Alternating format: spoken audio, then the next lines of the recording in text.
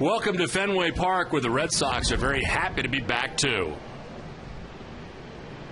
Hi again, everybody. I'm Don Orsillo, and welcome to Red Sox baseball. Well, the Red Sox come back after a very difficult trip that started pretty well north of the border in Toronto. The Red Sox took the first 3 games against the Toronto Blue Jays, but then they went to Camden Yards where things did not go so well. The Red Sox, of course, were swept by the Orioles. Terry Francona, the manager, explains there's always a microscope when you're talking about Red Sox baseball.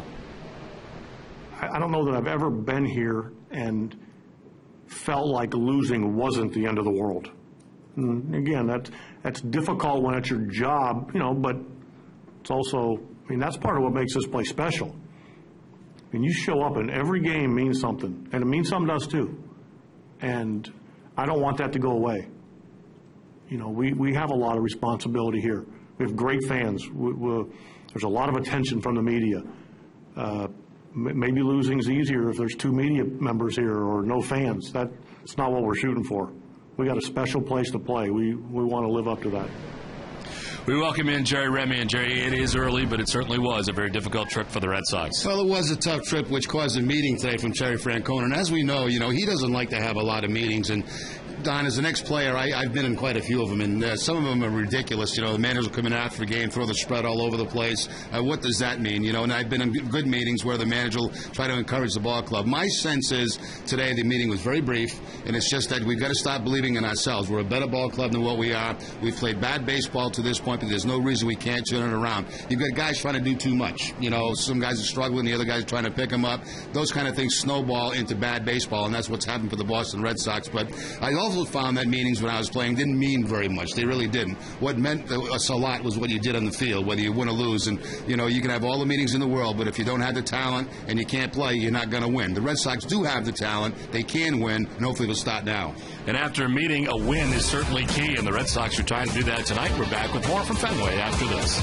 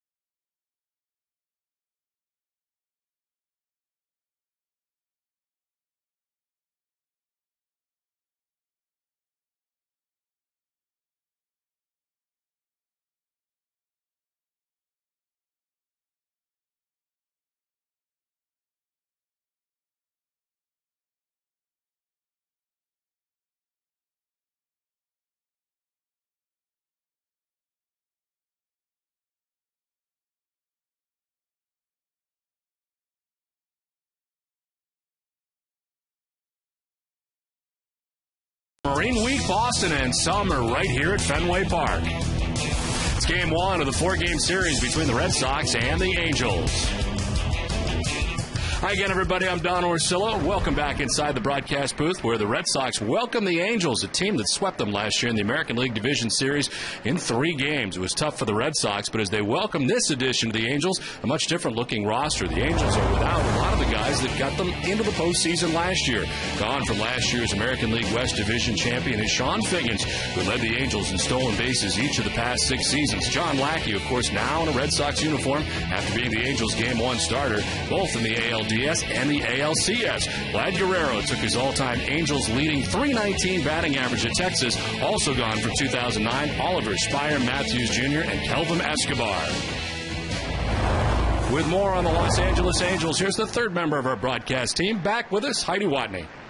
Well, Don, the Angels and Red Sox both come into this series having been swept over the weekend, with the Angels losing 3 to Detroit. I talked to manager Mike Scioscia about the team's struggles. He says it all boils down to consistency.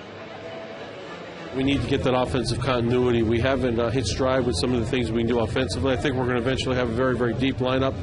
On the pitching side, our rotation has been hot or cold. So we've gone through a couple times around the rotation. They were terrific, and then a couple times and really haven't given us the starts we need to have a chance to win ball games.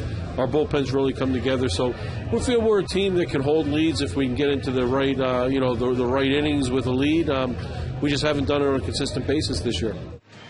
Now, the Angels have had 6 errors over their last 3 games. He said that was one of their problems this weekend. Scioscia says they are very much like the Red Sox, though, in that they're not playing as good as they can. He says they're a better team than their 12-14 record indicates. But he said he's tweaked the lineup a bit in recent days, including today, and he said he hopes that provides some offensive spark. Don? Thanks, Heidi. Tonight, Clay Buchholz, who's been outstanding for Boston, looks to right the ship. We're back with the first pitch from Fenway after this.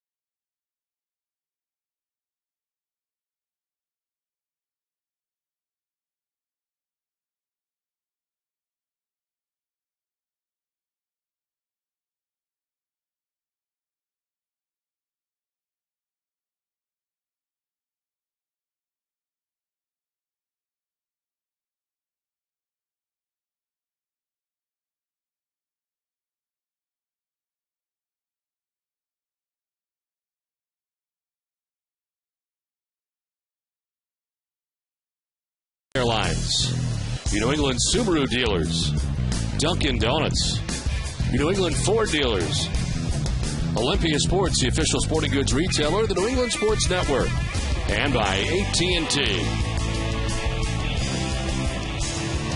Good evening once again, everybody. Welcome to Fenway Park. Beautiful conditions here tonight as the Red Sox return home to open up their second straight 10-game homestand.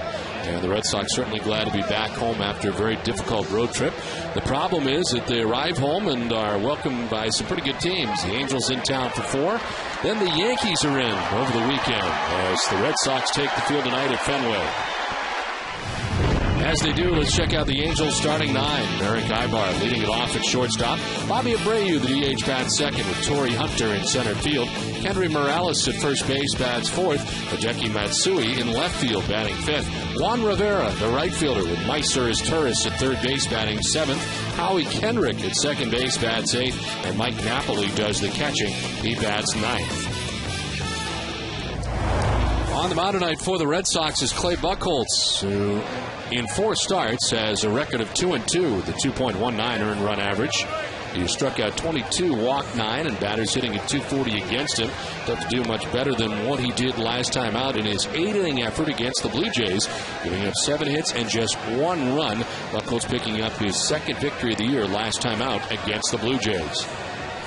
The Red Sox defense is brought to you by Verizon Wireless. They are 13th in the league with 19 errors in 25 games. Adrian Beltre will be at third base, Marco Scutaro the shortstop, Dustin Pedroia at second, and Kevin Youkilis at first. Left to right, Bill Hall, Donnell McDonald, and J.D. Drew, and Victor Martinez doing the catching for Clay Buchholz. Umpiring crew tonight, John Hirschbeck, the crew chief, has the plate calling the balls and strikes. James Hoy at first base, Wally Bell at second base, and Laz Diaz is the umpire at third. Where available, this telecast can be heard in Spanish by selecting the SAP button on your television remote. Enjoy the game. Buenas noches, amigos. Again, very comfortable conditions at Fenway Park. 76 degrees to start the game. The wind blowing out to right field at 15 miles per hour to start the game. And partly cloudy, but right now some blue skies above Fenway. The lights are on already. As Clay Buchholz, talking with him in spring training, he said that certainly the highlight for him last year, even though it didn't turn out for a win for the Red Sox in Game 3 of the American League Division Series against the Angels, he pitched very well. And it was really the bullpen that gave it up in that final game of that series against the Angels, but certainly something to think about during the offseason. He's had a very nice start to 2010 in the regular rotation. He certainly has, and he came up big time last time out for the Red Sox when the bullpen really needed a rest. Clay Buchholz went very deep in that game and gave him a win. Well, the Angels here for the first time since that win in Game 3 of the American League Division Series. And they have undergone a lot of the same struggles the Red Sox have so far in the season. Very comparable numbers in a lot of different categories. Red Sox are 11-14 coming in. The Angels are 12-14. As Clay Buchholz ready with the first pitch of this one. And it misses for ball 1. I would offer, however, for the Angels, the one very big difference, Jerry, is they do not have the Tampa Bay Rays or the New York Yankees in their division. Yeah, look at that division right now. Texas leads it at 13-12, a half game ahead of Oakland and a game and a half against the Angels. Up the middle, picked to the backhand by Pedroia, who throws out Ibar for the first out. One thing Pedroia likes to do when he's going to his right, if he can, he likes to slide on his leg like that. Makes him get down lower. Able to bounce back up quickly and get the out at first base. Takes a base hit away from Eric Ibar. So 1 out here in the first inning for Bobby Abreu. Here's the DH tonight, hitting at .284. 4 homers and 13 runs batted in.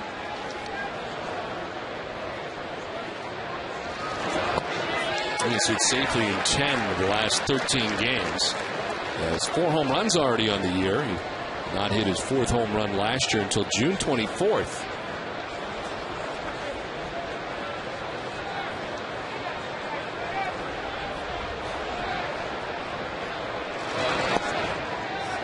Downstairs for ball 1, 1-1 to Abreu.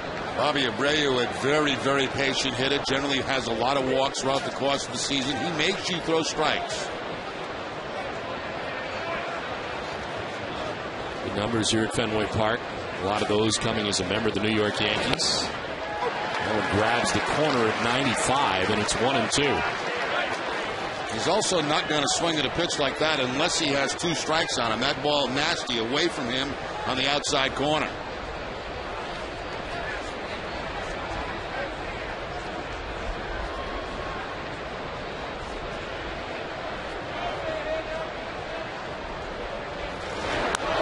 This one fouled straight back, and it hangs at 1-2. Clay Buchholz 1-2 in his career against the Angels, with 6.35 earned run average.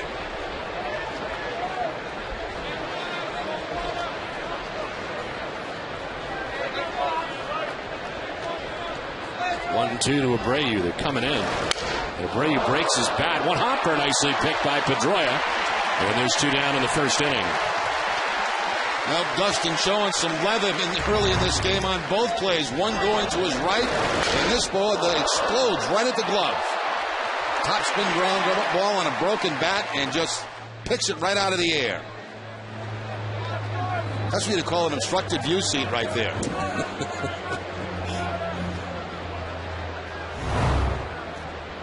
Two down in the first, as Pedroia has been tested in the first, been up to the task so far.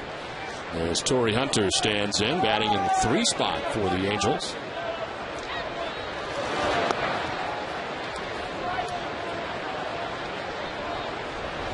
Torrey Hunter at .311, 3 home runs and 13 runs batted in.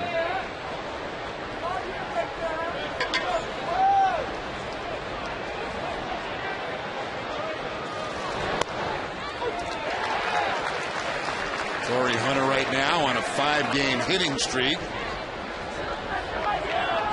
And a pretty good size hitting streak at .450.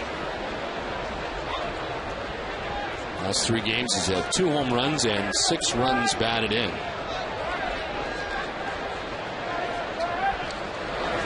In his normal fabulous defense, he's committed 1 error in his last 301 games.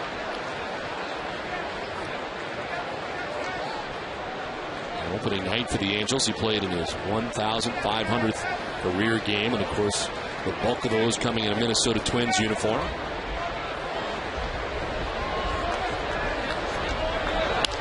Line and caught and short by Scudero. Buchholz has a 1-2-3 first. The Red Sox are coming up from Fenway.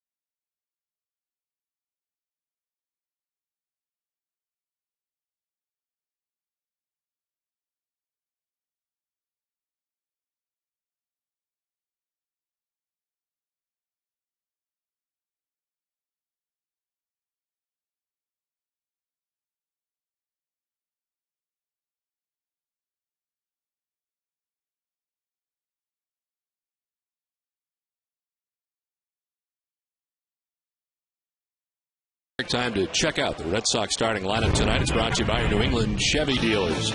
Leading it off in at shortstop is Marco Scudero. Dustin Pedroia at second base. Victor Martinez doing the catching with Kevin Youkilis back in there at first base. J.D. Drew in right field. Mike Lowell is the DH. Adrian Beltre, third base, bats 7th. Bill Hall in left field, bats 8th. And it's Darnell McDonald in center field, who bats 9th. Joe Saunders on the mound tonight for the Angels. The left-hander has been a tough start to 2010 for him. 5 starts, a 1-4 mark with a 5.74 earned run average. Opponents hitting at .311 against him. And last start was against the Indians, a 5-inning effort in which he gave up 3 runs, walked 4, and struck out 2. He's had good success against the Red Sox in his career. 4-1 with a 3.24 ERA. Last win against the Red Sox came in July of 2008. As there is strike one to Marco Scutaro. 278 start to the year, 2 homers and 7 runs batted in.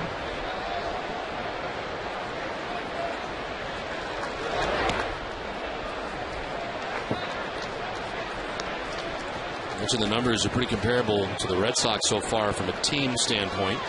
The Angels as a pitching staff with a 4.75 earned run average. 3 points better than the Red Sox, 4.78. So extremely comparable in the pitching department as Marco Scutaro is quickly out number 1. The Angel defense is 9th in the league with 17 errors in 26 games. Mysoris Torres, the third baseman, Eric Ibar, the shortstop, Howie Kendrick at second, and Kendry Morales at first. Left to right, Hideki Matsui, Torrey Hunter, and Juan Rivera, and Mike Napoli doing the catching for Saunders. 9 gold gloves for Torrey Hunter in center field. 1 out in the first inning. And Dustin Pedroia coming up.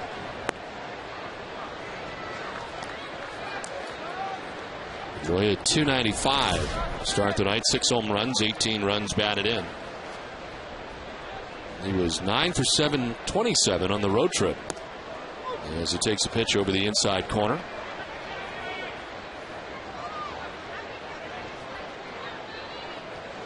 A couple of hits yesterday in the final game of that series against the Orioles, going 2 for 4. And a very difficult series for the Red Sox as it turned out in the end. 2 walk-off wins for the Orioles.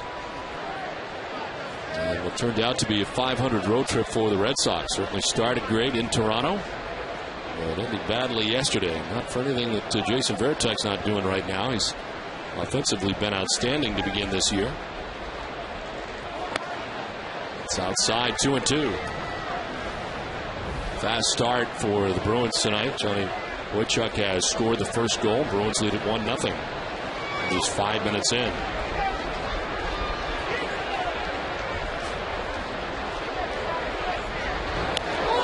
Pedroia twisting back out of the way of that 93-mile-an-hour fastball. Now Saunders trying to come inside with the fastball, comes up and in, high and in. And that'll send Dustin Pedroia to the ground on one hand.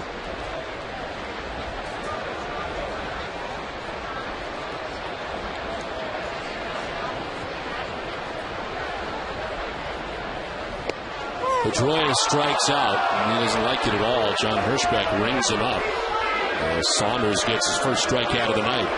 After that pitch up and in, right back to the outside corner from Saunders. It looked like a pretty good pitch. Let's see what Amika says. Yeah, good pitch. You can't convince Dustin Pedroia of that, though. 2 down here in the first inning. Victor Martinez, the batter.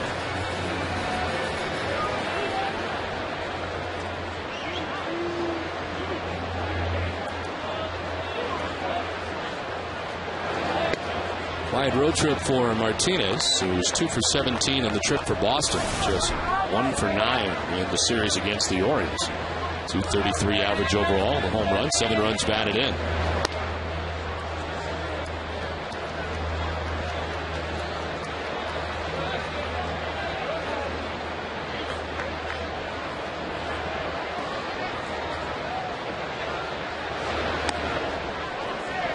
And it's 2-1.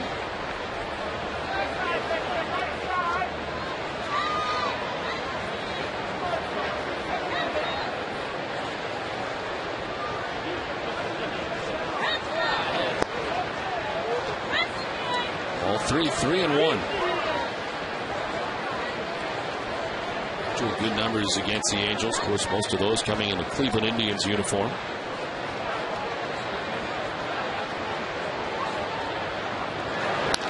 On the ground, back to Saunders, able to knock it down and plenty of time to throw out Victor Martinez. 1-2-3 first inning. We played 1, no score from Fenway.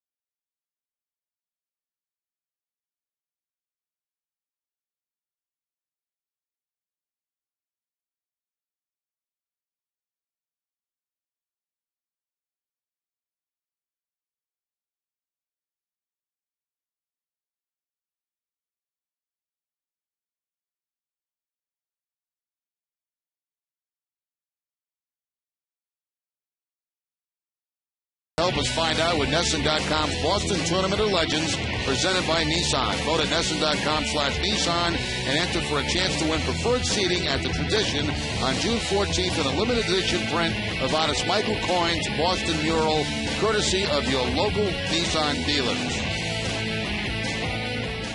Clay Buchholz heading into the second inning. 1-2-3 first on 11 pitches. Deals with 4, 5, and 6, and Kendry Morales, Hideki Matsui, and Juan Rivera. Morales off to a very good start. 6 homers, 16 runs batted in, and a .305 batting average. There's pressure on him last year in the absence of Mark Teixeira to produce, and he did in a big way. He was very happy with Morales and getting off to a great start this year.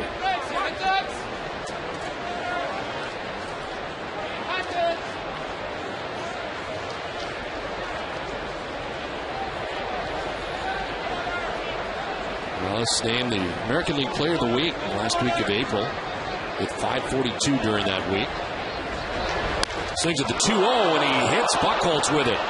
Back comes Victor Martinez and has no play. Clay Buchholz hit in the legs. And we'll see how hard this got him.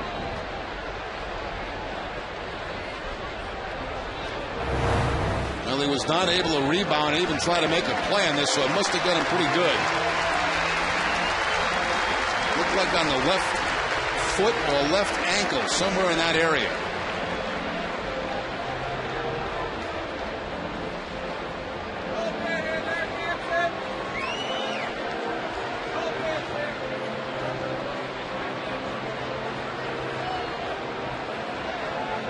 He looked for the baseball but couldn't get to it.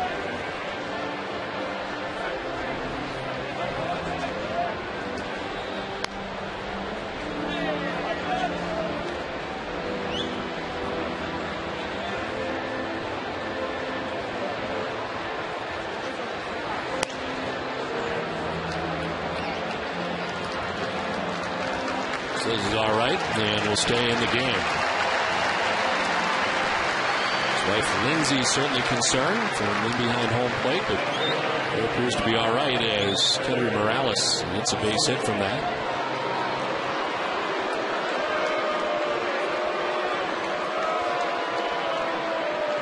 First base runner of the night for the Angels, Hideki Matsui, standing in. Hideki getting some Yankee boos here from the Red Sox fans. Never forget, 264 home runs and 13 runs batted in.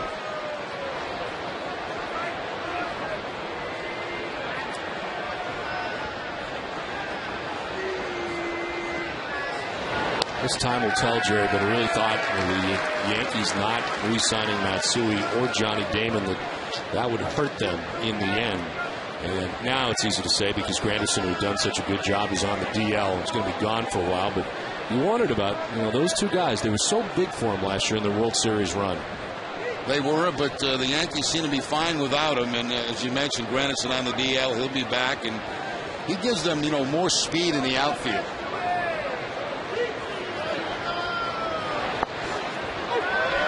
I'm wondering, Don, I've been thinking about this for quite a while. Johnny Damon, of course, leaving Boston, going to New York. You know that he's going to get a terrible reception when he comes back. What about when he comes back with the Tigers? It's a good question. You think it'll change some? I don't know. I don't know either. You can't just shake that he went to the Yankees. No, you can't get it out of your mind. It takes a while. And he was there for a while. He did some pretty good things. He won championship. World Series. So I don't know.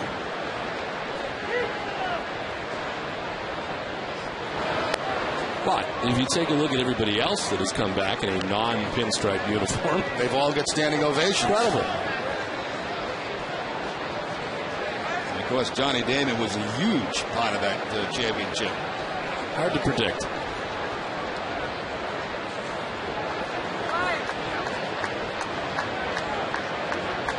Us at first base, Matsui waiting on a 1-2 pitch from Clay Buchholz. And it's down and in. I mean, I don't mean to say I stay up all night thinking about it. It sounds like you've been thinking about this for a long time, though. It's passed my mind a couple of times. I've often wondered. We'll see. We'll find out at some point this year.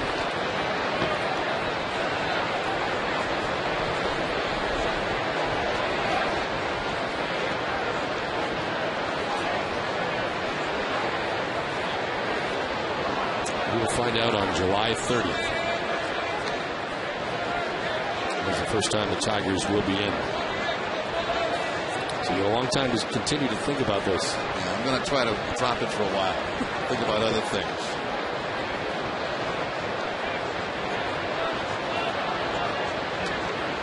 2-2 to Matsui. Strike 3 call over the inside corner. First strikeout of the night for Clay Buchholz. John Hirschbeck always has been known to have a pretty good strike zone for pitchers. Let's see what Amika says on this fastball here. It looks like it might have been a little inside. Yeah, right on the corner. Good call by Hirschbeck. Matsui didn't like it, just as Pedroia didn't like his.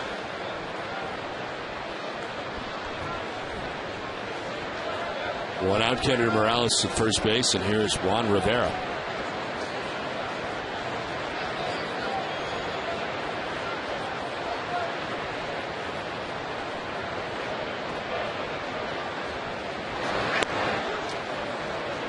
Rivera is the only starter left in the Angels' 2006 opening day lineup, because they've had a lot of changes here over the years. And Rivera, 247, 3 home runs, 10 runs batted in, has been a guy who's been there year in and year out for them.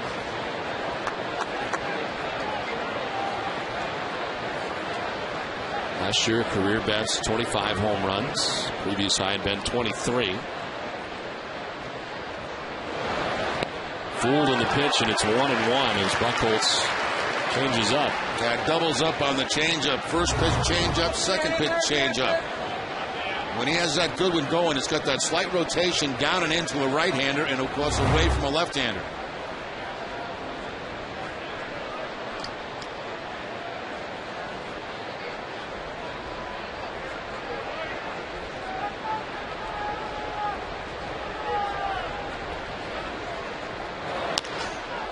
To third base, Beltre bobbles it, picks it up, and has no play. So reaching at first is Rivera. See how they score this at third base. I think if Beltre comes up clean with it, he's going to have a play at first base on Juan Rivera. He's playing very deep, charges it, tries to short hop it, and bounces right off the heel of his glove. Another error for Adrian Beltre.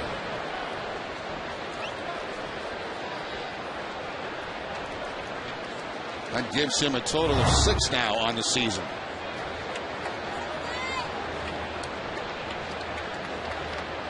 So first and second, 1 out. And Meisers Turris the batter, batting out of the number 7 spot. As his Turris takes ball 1. 235, no homers, and 8 runs batted in. He's been starting at third base. The Angels are 4-1 in his 5 starts at third base. The absence of Sean Figgins. Seems strange not to see the Angels with Figgins. Figgins now, of course, staying in the American League West and playing for the Seattle Mariners. It's such a big part of the team for Mike Scioscia, not only for what he was able to do versatility-wise defensively, but Mike Scioscia did so many different things with Sean Figgins from an offensive standpoint as well. It just kind of played into what Mike Scioscia likes to do. Could go first to third, could steal a base, could bunt, could do a lot of different things.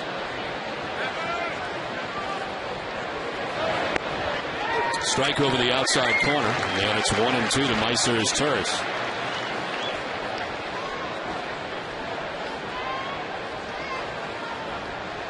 Last year establishing highs in every major offensive category. Finished the year 300.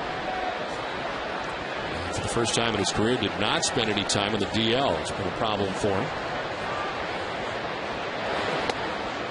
It's up top for ball 2, 2-2.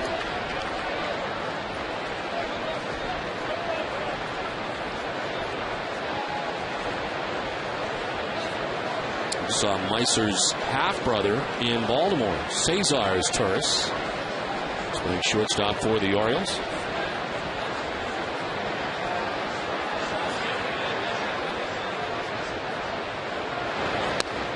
Ball 3, full count.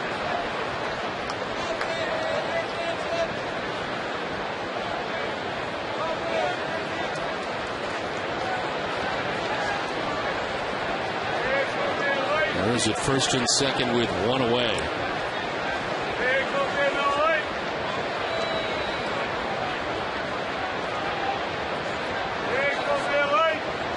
Runners are off, and it's back towards the mound. Buchholz got one play, and it's to first for the out. Runners off with the pitch. Now it's second and third with two down. There are only limited spots left for the Run to Home base race presented by New Balance on May 23rd. You can help wounded veterans through this 5.5 race that ends by crossing home plate at Fenway Park. Advance registration is required, so sign up today. If you can't run, you can still help by sponsoring one of the many veterans running to help others or Jerry Remy's team. To learn more, visit runtohomebase.org now. Two outs, runners at second and third now. It's up high, ball one to Howie Kendrick. Right now, Don, we're up to about 40 runners. We've raised about $22,000 for the Run to Home base program, so we still got time. Our goal was to get 100 runners. We'll see. We've got a long way to go. Got some time.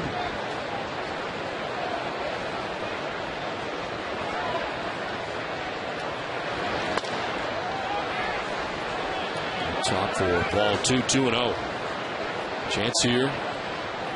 The infield hit off of Buchholz and the error for the Angels to post the first run here. Second and third, two down.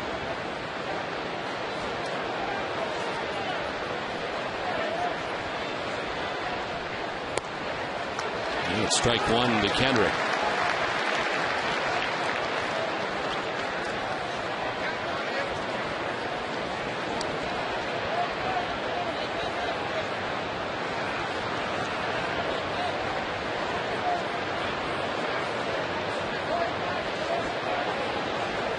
Numbers against the Red Sox for Kendrick. He takes ball 3-1.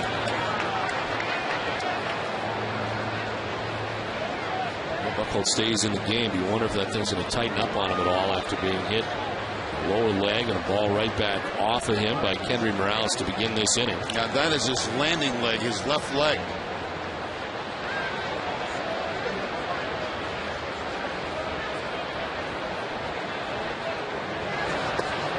It's in there for a strike over the inside corner. It's a full count. And that's where hitters think they might get a fastball from Buchholz on a 3-1 count, but no, he will not give in. He throws him the changeup.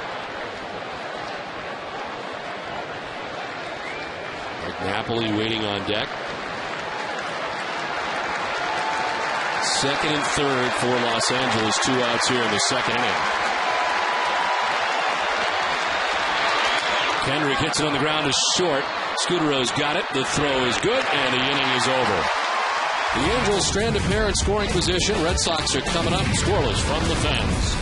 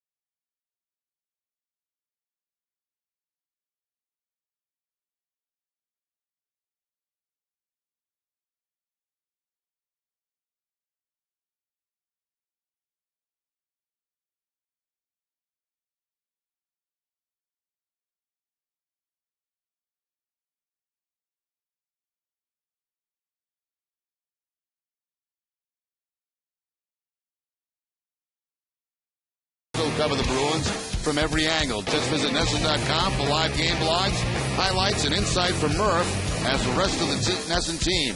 All at NESN.com/Bruins. 4 minutes left to go in the first period at the Garden. Bruins still on top 1-0. Boychuk on the goal for the Bees. As we play along here to the bottom of the second inning, Kevin Youkilis back in the lineup. 1 day off with sore groin, but back in there today. Youkilis, Drew, and Lowell to bat here in the second inning. .277 season so far for Youkilis. 4 home runs and 14 runs batted in.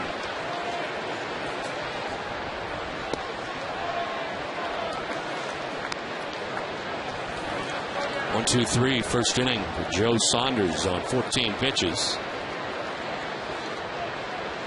Falling behind Youkilis, 2-0. High drive, deep left field for Youkilis. High and very gone. 5th home run of the year for Youkilis. Red Sox on the board, 1-0.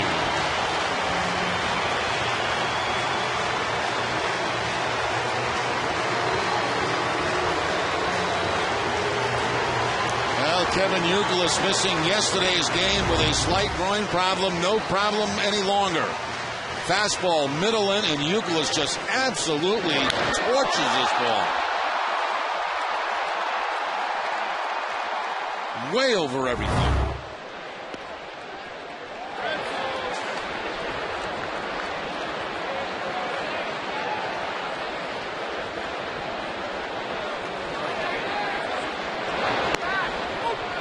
Hess and Hess Express are proud sponsors of the Red Sox and the Red Sox on NESN. During the 2010 Red Sox season, Hess and Hess Express will donate $500 to the Red Sox Foundation for every home run hit by the Red Sox. Hess and Hess Express, committed to helping the cause.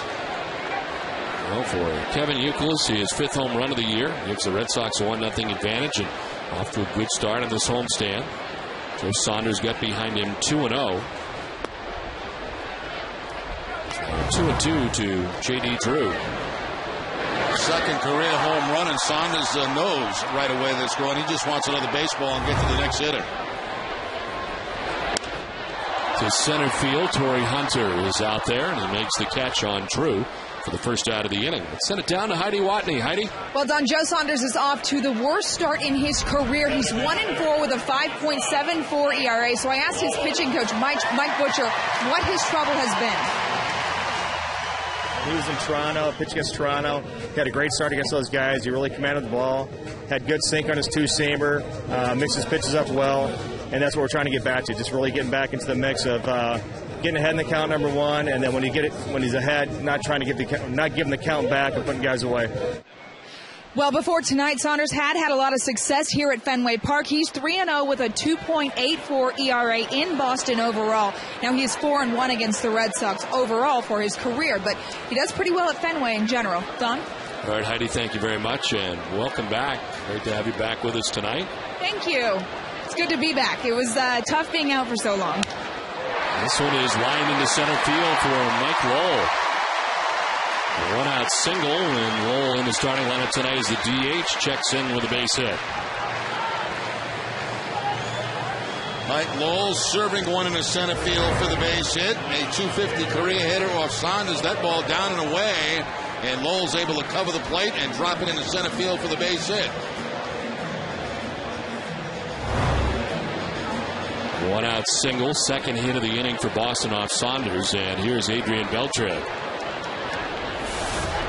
Beltre against Saunders, certainly a chance to face him on a regular basis. The numbers brought to you by Acura. As a member of the Seattle Mariners, Beltre was. Facing the Angels a ton during the regular season. .330 average in a Red Sox uniform this year so far for Adrian Beltre. Who takes a strike 2, and it's 0-2. Still looking for that first home run in a Red Sox uniform for Adrian Beltre.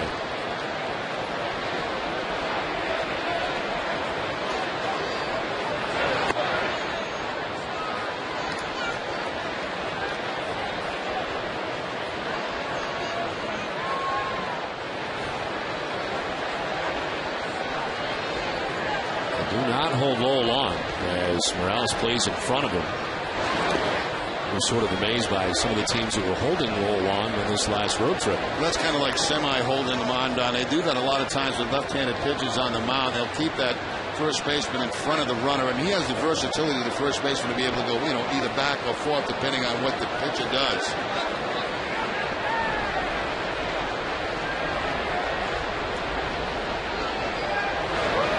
The inside for ball 3, full count.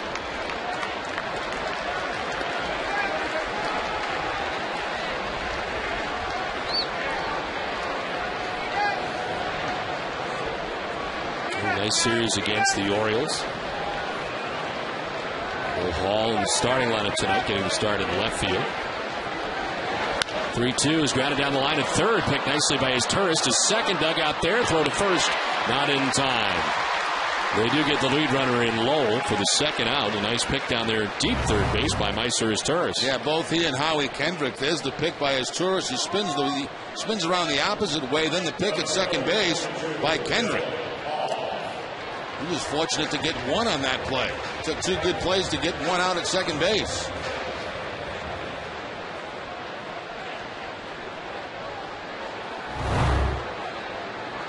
So 2 outs here in the second inning. Beltre at first base and Bill Hall the batter.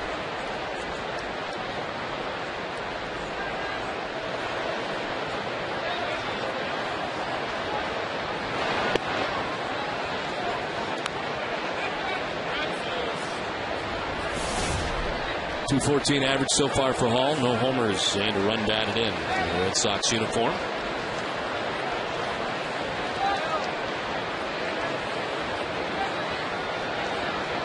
Two for 6 on the trip. Not a lot of playing time for Bill Hall.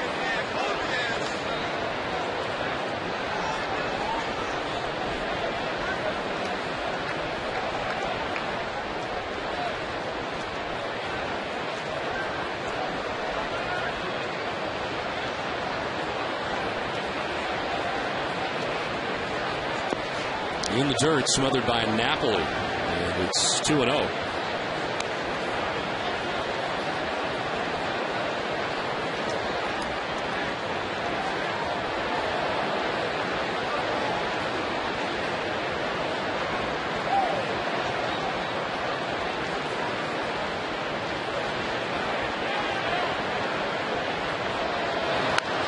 Off the end of the bat, foul back into the seats.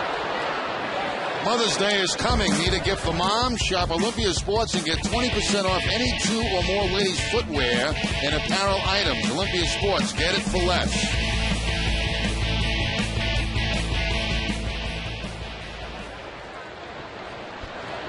Two and 1, the count to Bill Hall. Beltre at first base. And it's fouled off to the right. 2-2. Joe Saunders, 28 years of age, from Chandler, Arizona. And last year, a 16-game winner for the Angels, 16-7 and 31 starts. 186 innings pitched. It was the most victories posted in a year. It's 17 the year before, though, 17-7. So well into double figures each year. Which makes this year so strange for him. A 1-4 mark out of the gate. With a 5.79 earned run average coming in.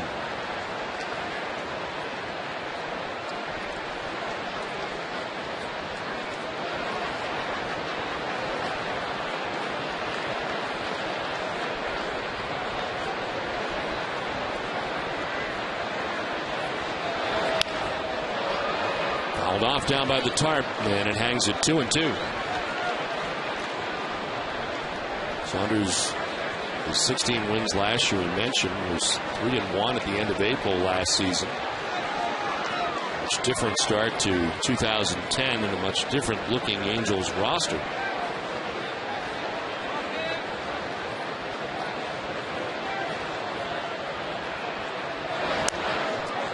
Ball hanging tough, fouling off another 95-mile-an-hour fastball. Pretty good at bat put on here by Bill Hall. I guess we have a good catch. Let's see. One-handed catch with no glove. Now that's impressive.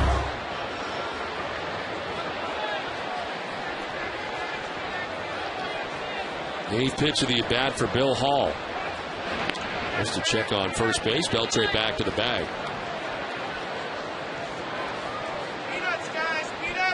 Doesn't it take longer, Jerry, to do that, to have the guy backpedal as the guy is throwing to first base? Not really. No, he's only about 3 or 4 steps in front. 2-2 is in the air to left for Hall. Matsui looking up, and it is gone to the back of the monster seats. Bill Hall's first home run in a Red Sox uniform gives the Red Sox a 3-0 advantage.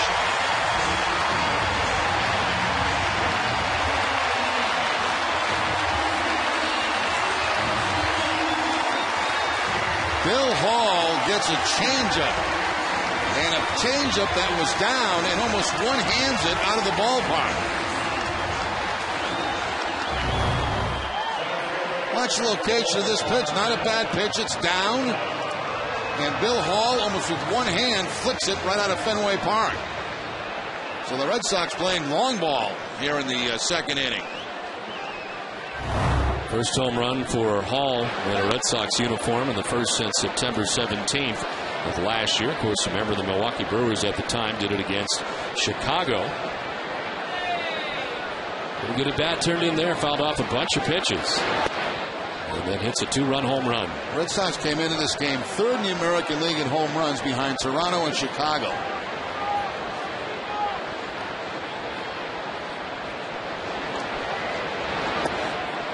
Darnell McDonald starting in center field again tonight for the Red Sox. Bats with 2 outs. And the base is empty here in the second inning. Has 2 home runs of his own, 6 RBIs.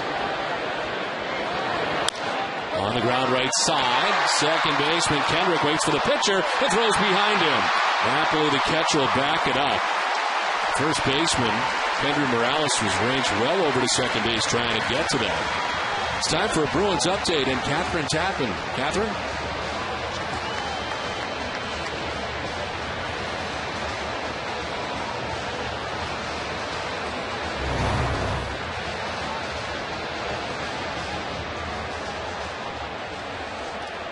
Okay, Catherine, thanks very much. And reaching is Darnell McDonald. That's a tough play here for the second baseman, Howie Kendrick, to try to lead that pitcher to the bag. It's going to be a low throw and bounce. And, of course, a very tough play for Saunders to try to handle. When you're moving that fast and that quick and you've got to spin around, it's tough to get a good, accurate throw to lead that pitcher to the bag.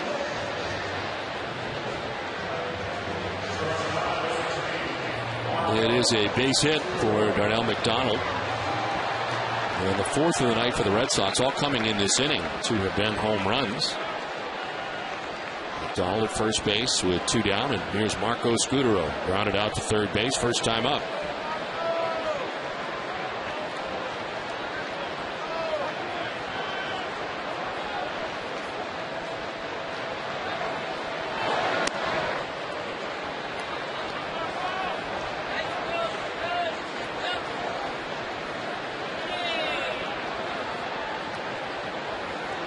Youkilis got this inning started with his 5th home run of the year, solo shot.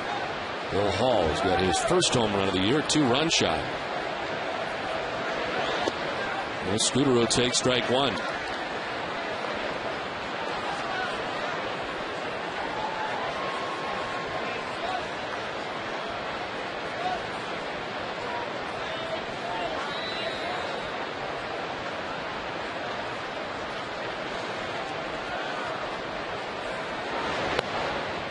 This is what we talked about, Don, a number of times. Jump out in front, get an early lead, pile some runs on early in the ball game. Put the pressure on the opposition, take some of the pressure off yourself.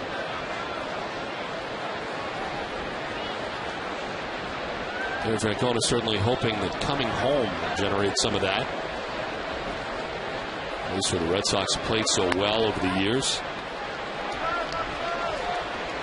It was a thing, the Red Sox in the last homestand, not having a terrific homestand, and that's what you worry about. You always kind of plan on trying to play 500 baseball on the road, but have to play a little better than that after their last homestand, which they went 4-6 and were swept by the Tampa Bay Rays in the 4-game series against Tampa Bay. Nice play, Bill Titus. On a scale of 1 to 10, though, I'd probably just give him about a 3. Had the two-handed. Really need to flex.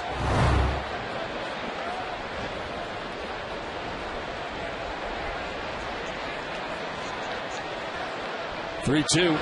Scudero grounds it down the third baseline. It is a foul ball. Allows Diaz, the third base umpire, making the call. Very close and right down that line.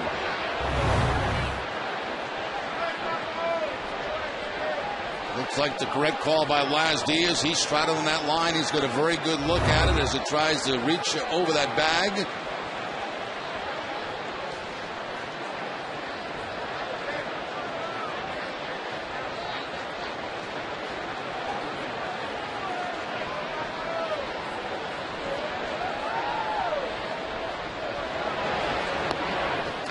Ball 4. Scudero heads down to first base. First base on ball, served up by Joe Saunders.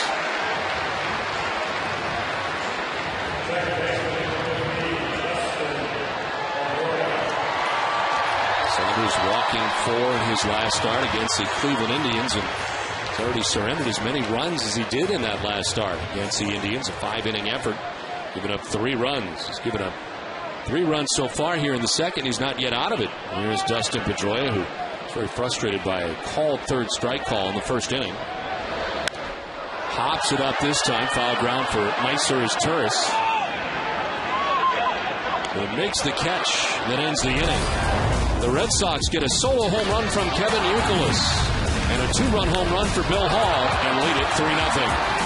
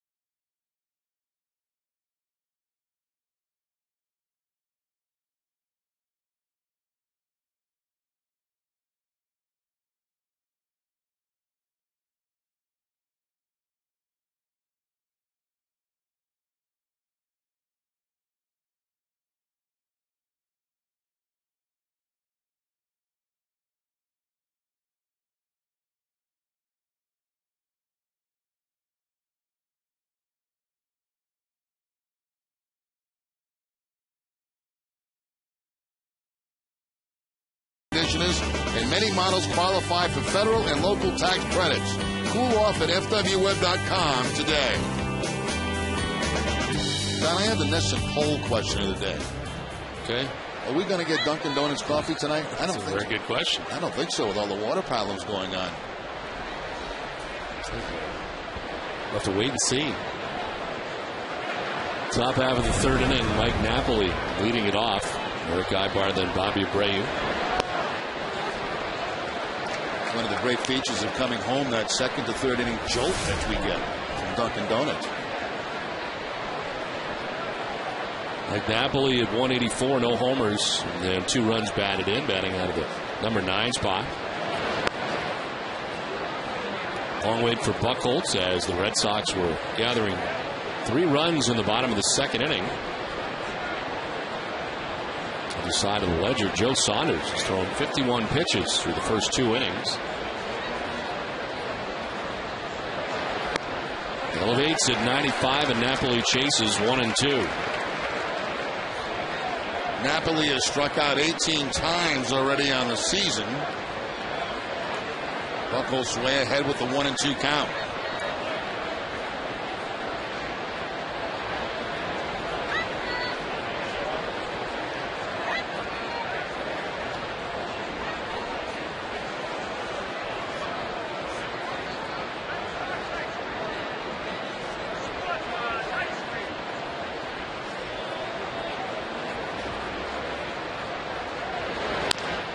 Chop to third. Beltre backs up on it. Now throws sidearm and low, but dug out by Youkilis. A limited number of Red Sox destination packages remain for upcoming trips to Boston when the Yankees are in town, or to Philadelphia and Baltimore. Packages include the chance to meet a current Red Sox player and much more. Official citizens of Red Sox Nation receive $100 off on these 3 trips. Visit redsox.com/Red Sox destinations or call 617-226-6400 for more information. 1 out in the 3rd inning. Rick Ibar grounded out to second base in the 1st inning. So far only 1 hit off Clay Buchholz. There were 2 in the 3rd innings.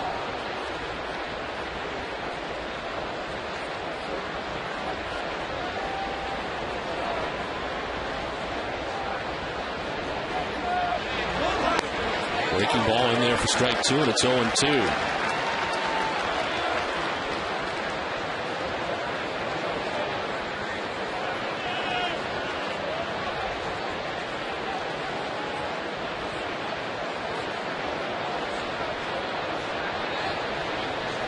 Hector wants it up. Wasn't too far up and almost a strike. Yeah, didn't miss that inside corner by very much.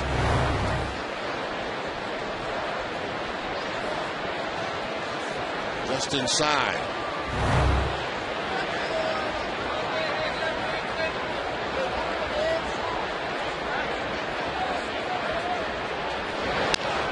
On the ground to first base. Youkilis has got it himself. He'll take it to the bag, and there's 2 outs in the 3rd.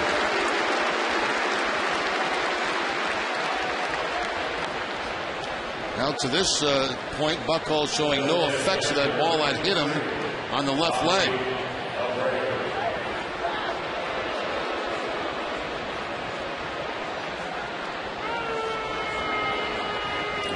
Bobby Abreu, who grounded out to second base in the 1st.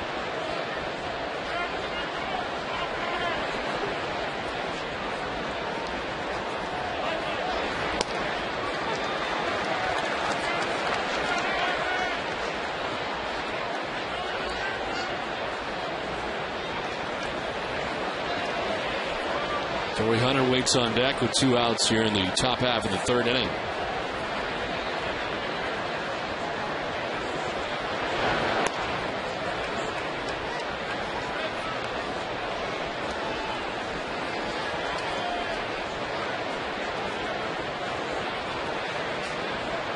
This year, Bobby Abreu reaching 100 runs batted in for the 7th consecutive season. Joins Alex Rodriguez and Albert Pujols, the only other players in Major League Baseball with that kind of run. This is to second base. Pedroia has got it, and Abreu's out number 3. Another 1-2-3 inning. 2.5 done, 3-0 Boston.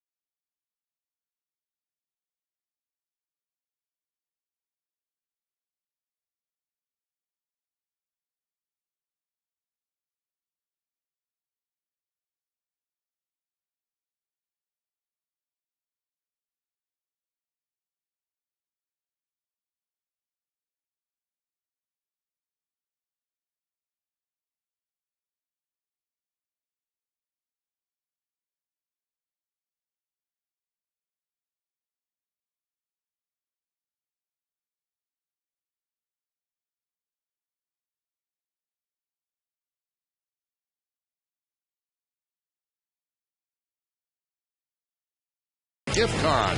It's good for luxurious spa or salon treatment, hotel stay, gourmet dining, entertainment, and more.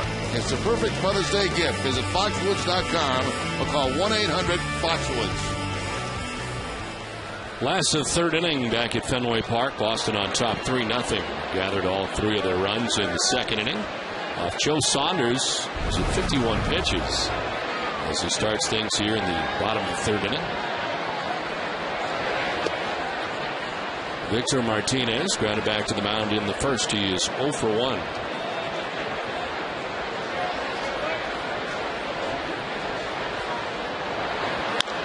Back to the mound again. And Saunders throws to first again for out number 1 of the third. Let's check back in with Heidi.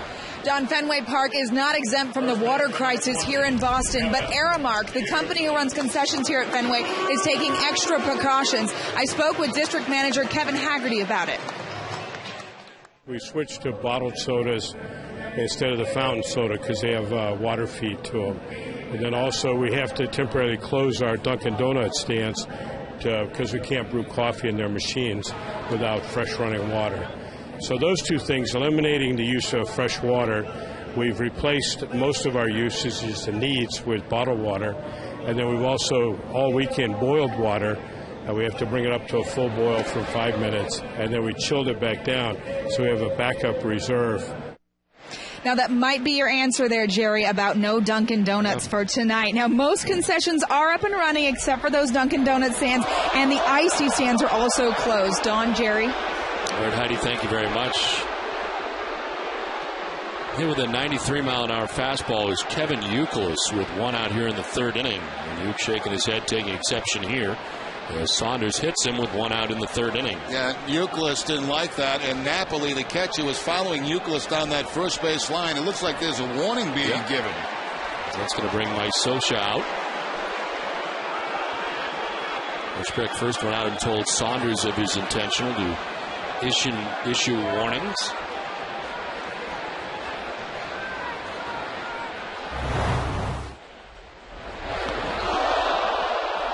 Watch Napoli. Look at Napoli going down the first base line with Youkilis just in case.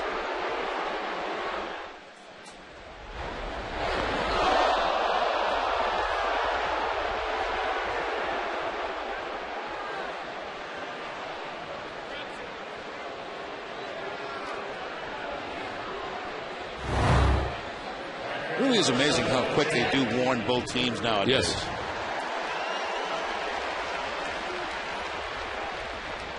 Mike Scioscia doesn't think they should have, but John Hirschbeck has done it. So 1 out. Youkilis at first base, and J.D. Drew the batter.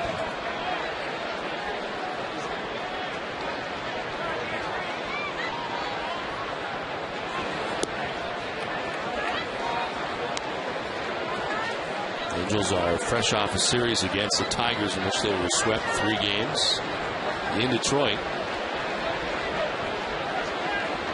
Angels have lost 3 straight games coming into this series. They're down 3-0 tonight.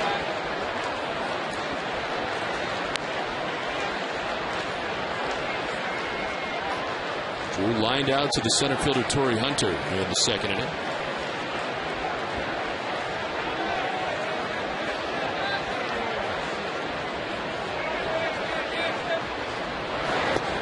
Tried to hold up, but offers, according to John Hirschbeck, and it's 2-1.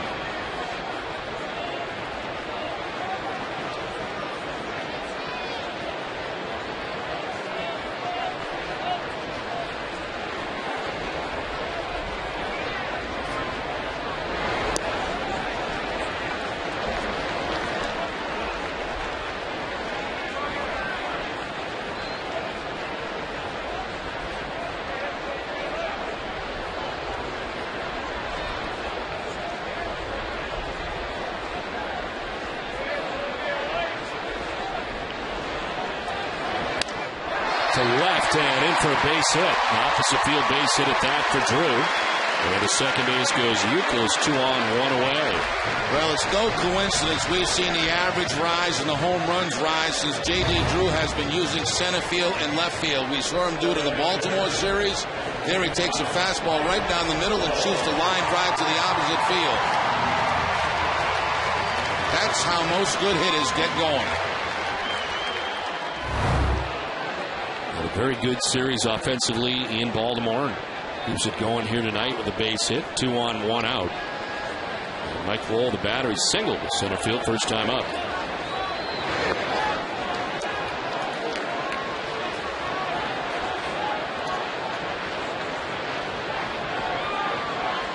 Ortiz on the bench tonight with the left-hander going. Youkilis at second, Drew at first, and 1 out.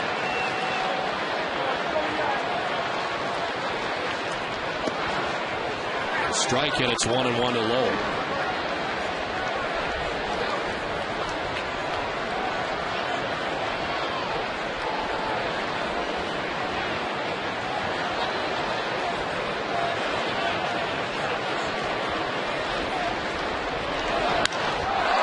Center field and deep. Hunter going back. That is going to be up and off the wall. 379.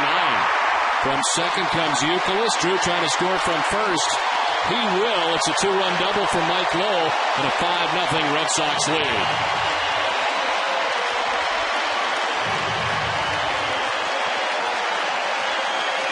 Looked like Torrey Hunter thought that ball was going to bounce higher off the wall than what it actually did. Mike Lowell taking the ball to the base of the wall out there around the 379 mark. And it just short hops it. Hunter has to chase it down. By the time all that happens, 2 runs come across for the Red Sox. So Lowell picks up RBIs 5 and 6. Saunders not too happy, it looks like, with Hunter in center field. It's only 1 night Gold Gloves.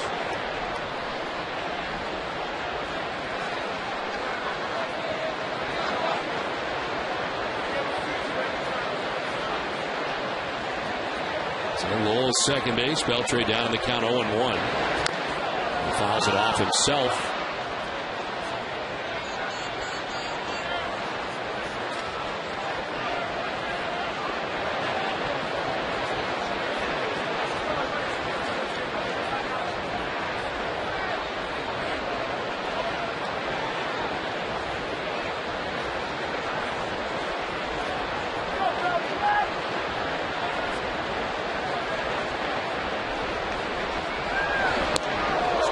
Up at 94. 0-2 pitch inside.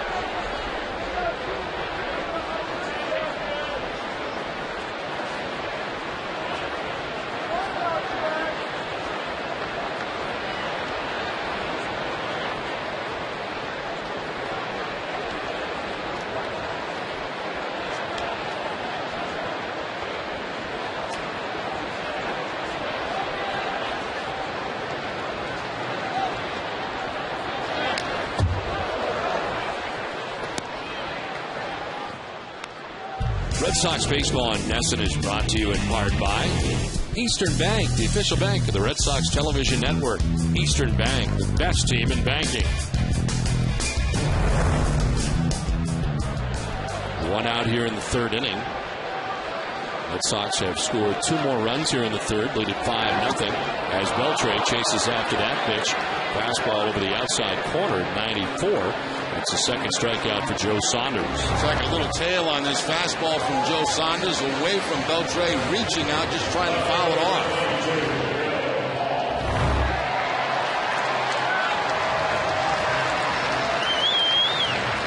Two down in the 3rd. It brings up Bill Hall.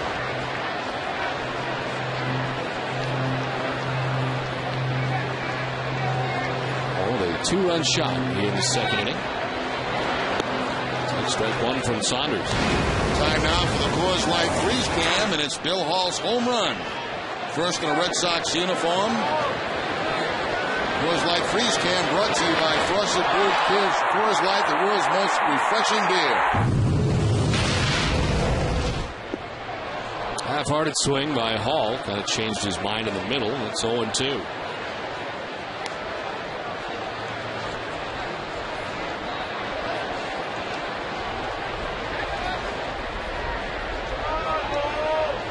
Lowell at second base with 2 outs here in the 3rd inning.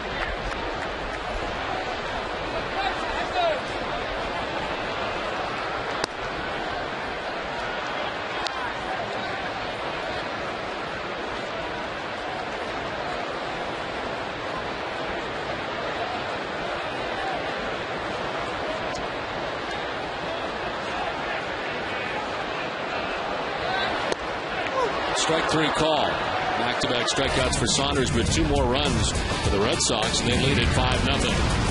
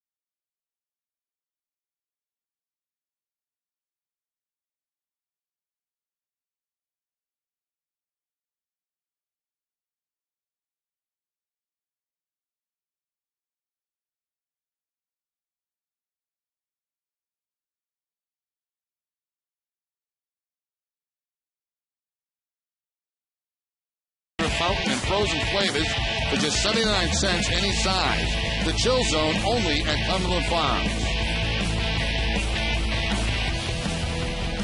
5-0. The Red Sox on top of the Angels, out hitting the Angels 6-1 as we move along to the top of the 4th inning.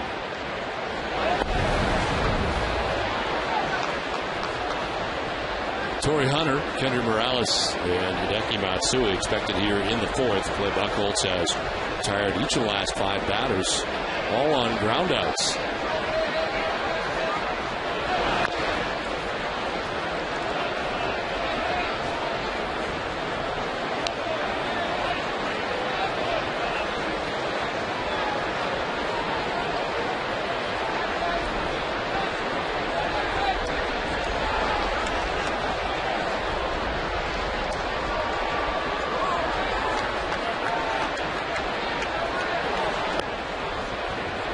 The league leaders are brought to you by Olympia Sports, the official sporting goods retailer of the New England Sports Network. Gold gloves we were talking about a little bit earlier, 9 of them for Torrey Hunter. Juan Rodriguez with 13. Marvis Gelk and Griffey Jr., Andrew Jones. Hold off to the right, 2-2.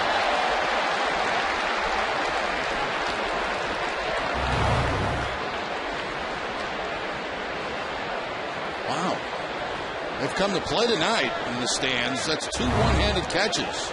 And Titus with a 2-handed big bouncer. Miroslav Shatan has given the Boston Bruins a 2-1 advantage. 10 minutes left to go in the 2nd period from the Garden.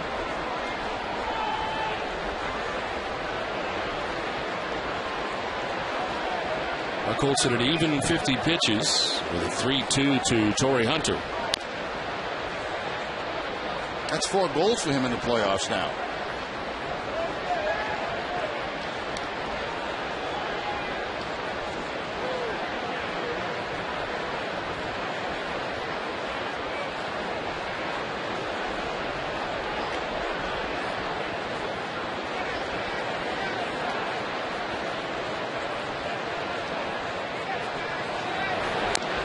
Fouls it off again. That one hurt. Let's check in with Catherine Tappan. Let's check out the goal. Catherine?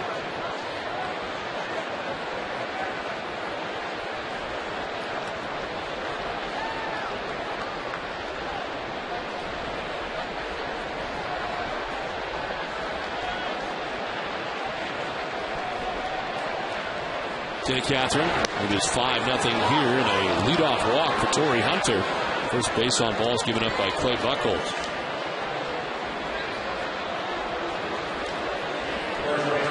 Lead runner on for the Angels, and Kendra Morales coming up.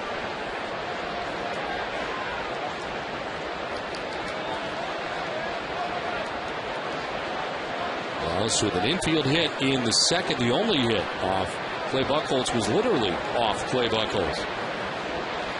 Right back at him, hitting him in the left leg.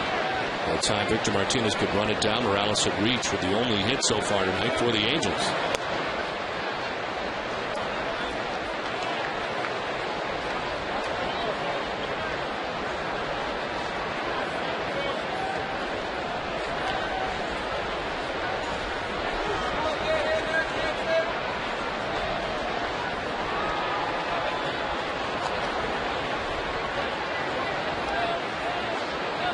Tori Hunter with 3 steals on the season. He's been caught 1 time.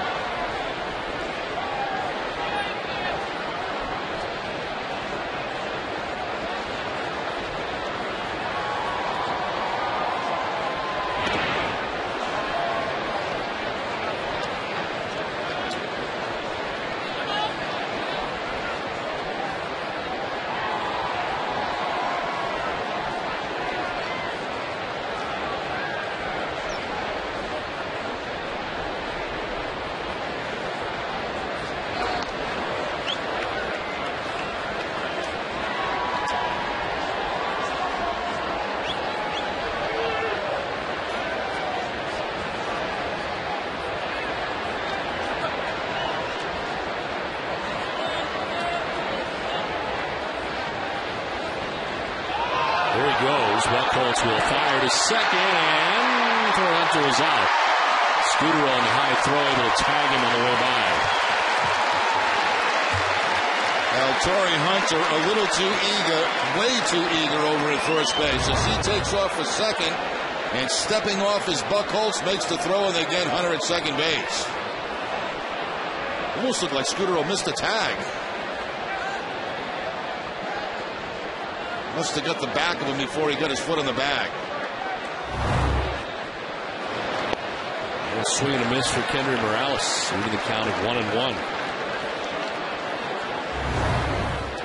One more look at that tag at second base. I'm not so sure he got him. This ought to give a better look here. Maybe just grazed his leg.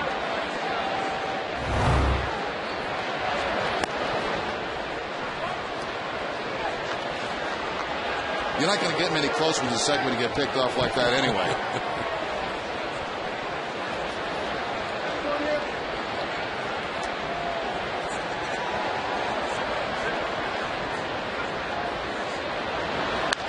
This grounded on outside the bag at first. And it's 2-2.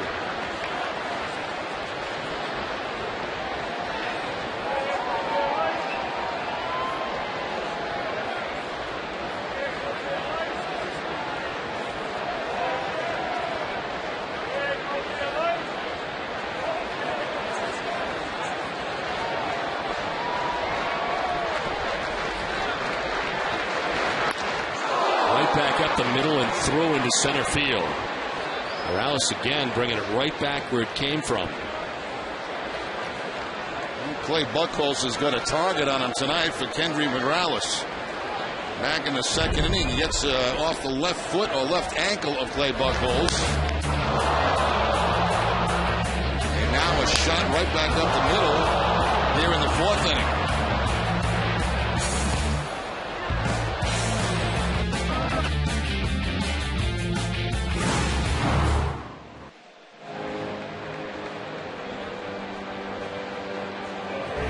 Tell if this got any part of Buchholz or not done.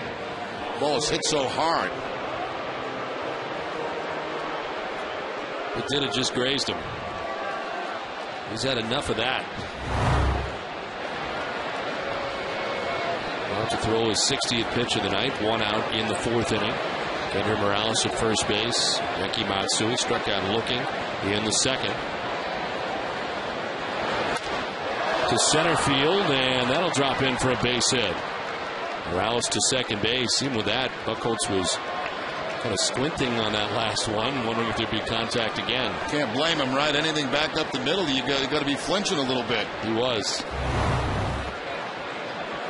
Matsui gets a high fastball, and a little flinch there by Buchholz as the ball drops into center field for the base hit. So Matsui at first, Morales at second, 1 out. And the caught stealing looking bigger now for Torrey Hunter to begin this inning. Juan Rivera reached on an error committed by Adrian Beltre in the second inning.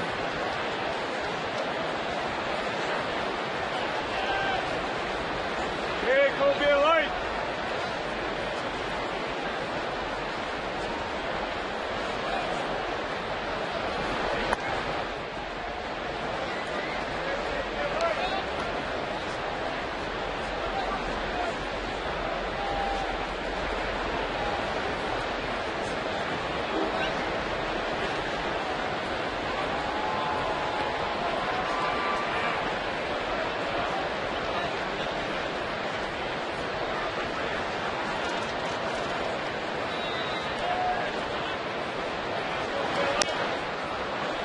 Covidien, a global healthcare products company, is a proud sponsor of the Boston Red Sox, or the Red Sox Foundation, helping to address health needs in our community. 1 out, 2 on here in the fourth inning as Buchholz working to Juan Rivera. And just trying to chip away at what is a 5-run deficit as they bat here in the fourth.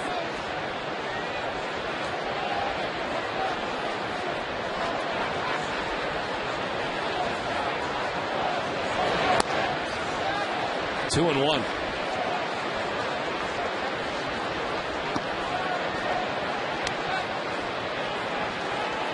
Buchholz going in that last outing, 8 innings at Toronto.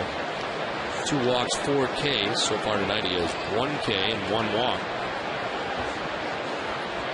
For 117 pitches last time out. That was against the Jays.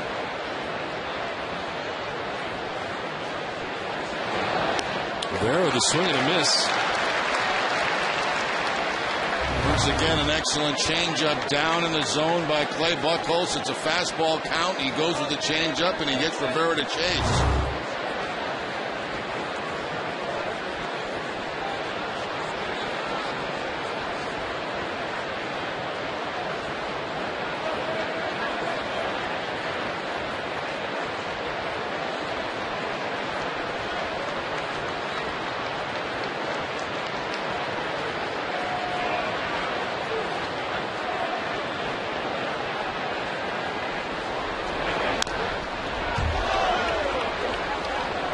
Seven that time from Buchholz and fouled off.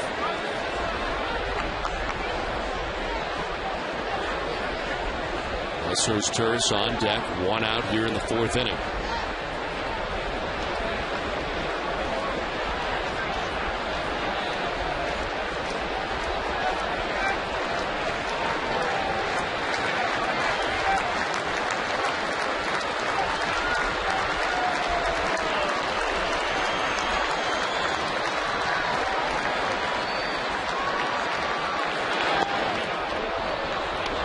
Count. I mentioned in the open today where Terry Francona had a meeting prior to batting practice with his ball club, something that Tito does not do very often. Not a long meeting. Couldn't last more than 10 minutes, and I doubt very much it was one of those screaming and yelling things. Probably more on the lines of, look, we still believe in you guys. We think you guys are going to be good. You know, believe in yourself.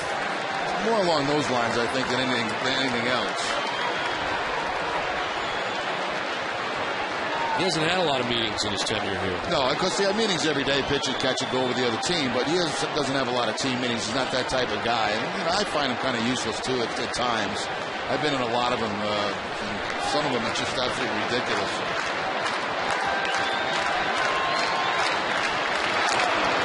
Ball 4, and down to first base will go Rivera. Second walk of the inning allowed by Buchholz. And that'll bring John Farrell out as the Angels have the bases loaded. I'll tell you one meeting I was in, John, you didn't get a kick out of this one, Don. It was the Angels and Dick Williams was the manager, and we just lost a tough ball game. And He come walking up into the clubhouse and he says, everybody get in a circle. It was like kindergarten. You know, it's everybody get in a circle. So we're all pulling our chairs up in a circle. And then he finally comes out to the middle of the mirror and he goes, he says, all I want to do is puke.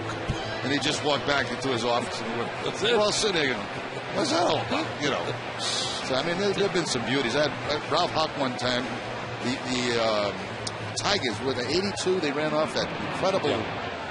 So he's going down the lineup trying to tell us that, you know, I'm better than Whitaker, this guy's better than this guy's better. He was wrong on all counts. We were not better. We were not even close to being better. We walked out of there and going, are you kidding me? You weren't buying what he was selling. No, so, you know, some meetings are absolutely ridiculous. Some, on the positive note, can be good.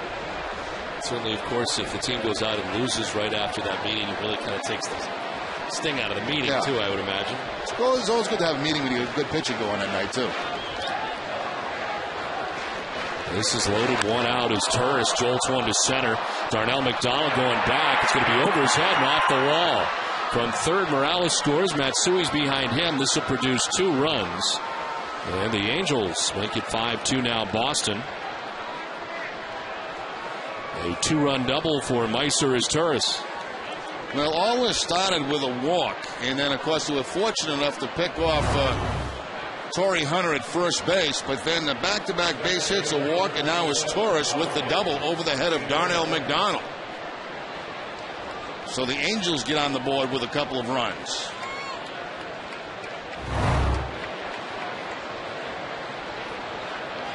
So second and third with 1 out in the inning. A chance here for Howie Kendrick to bring them closer.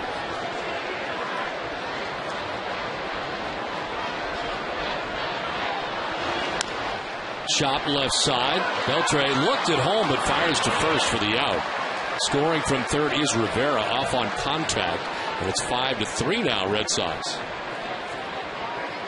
I think that's the wise choice right there by Adrian Beltre. Initially, it looked like he had to play at home plate, but he would have to spin around and make a perfect throw. At this stage of the game, get the out. Get the sure out at first base.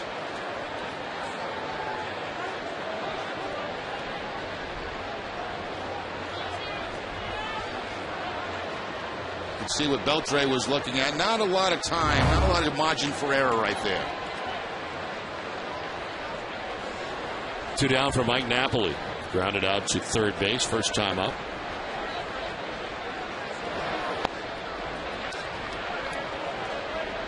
Like another good meeting. This actually, it wasn't a meeting. It was the same manager, Dick Williams. He was right here at Fenway Park playing the Red Sox, and we got beat. The spread that you usually have after the game, he took into his office. He ate the spread, and whatever's left out, he left out for us, just like the scraps.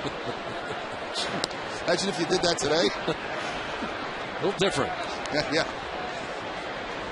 We were talking about before the guys who come in and wipe out the whole spread. I mean, what does that really do for you before? Just makes a mess out of everything. Yeah. But Gene Mock was popular for that. I mean, just dumping everything all over the floor. And the poor clubhouse guys had to clean up food all over the floor. And I don't know. A meeting today for the Red Sox, and so far tonight, things have gone pretty well until now. The Angels scoring 3 times. And Napoli with a swing and a miss.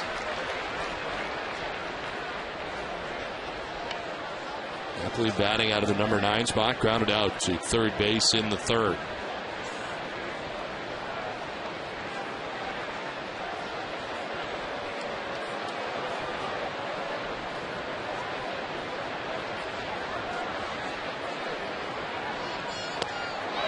Two and two. Change up again. Change up has been very effective for Clay Buchholz in this ball game tonight.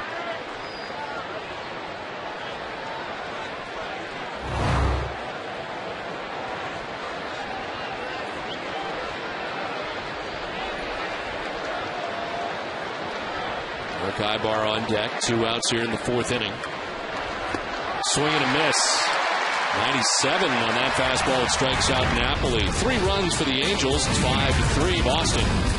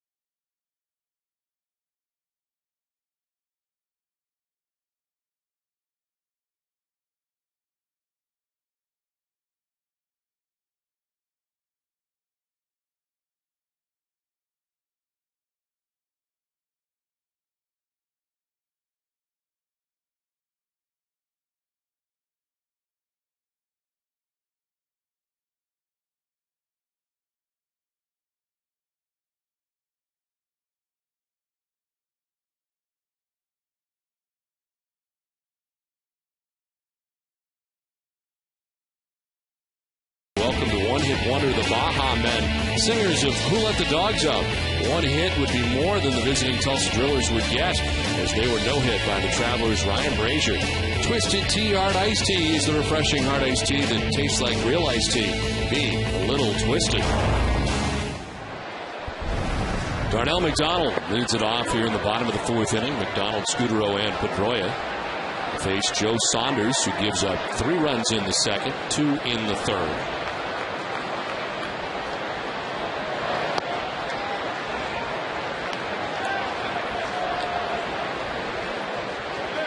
Travelers, who we're just talking about, affiliated with the Los Angeles Angels of Anaheim.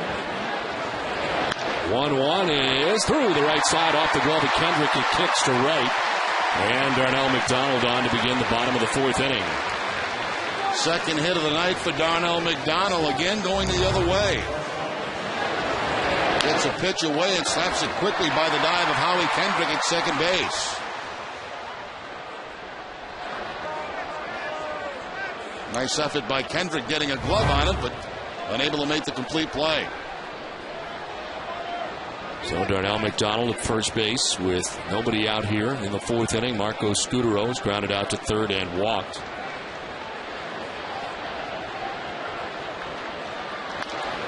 Left side is short. Ibar will go to 2nd for 1. He does get a little bobble there as he came off the bag. But had it long enough as they get McDonald on the force out. Looks like he was off the bag when he caught it. Let's take a look. Wow. I think that's a break right there for the Angels. Watch where Howie Kendrick comes. That foot is well off the bag by the time he catches the ball. That's the in the neighborhood plate. He never really had control of the baseball.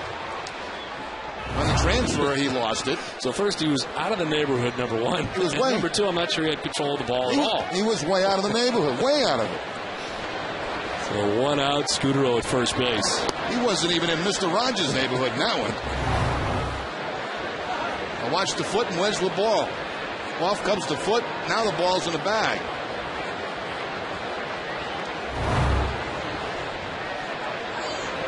Out at second base, Darnell McDonald, Scudero at first. 1-0 to Pedroia, misses for ball 2, 2-0. A lot of times after you do that, the umpire will come up to you and say, hey, give me a little better effort than that at second base. I'm working with you, but to a point. Yeah. Wally Bell at second base tonight.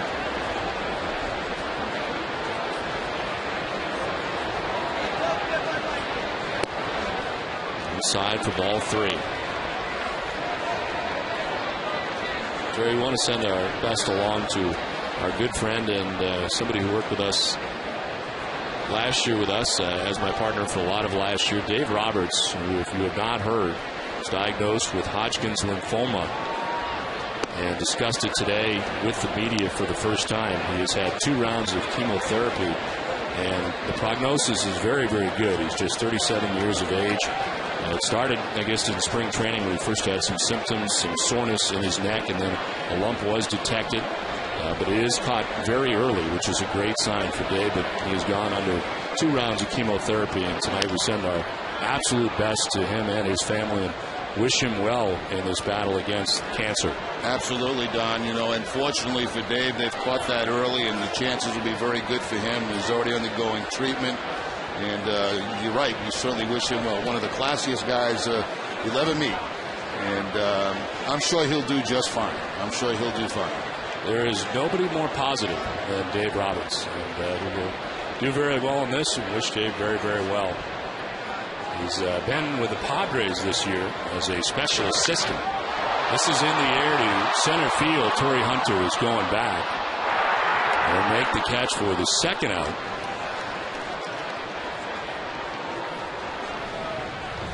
Flyers have gotten a goal from Daniel Briere, and it's tied up 2-2. Isn't that the same form of cancer that John Lester had? I don't know, to be honest with you.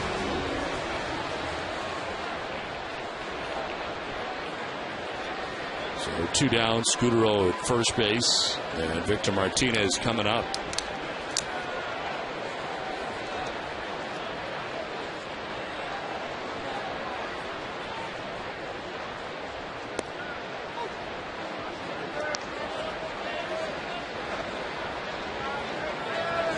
Victor has grounded back to the mound on 2 occasions.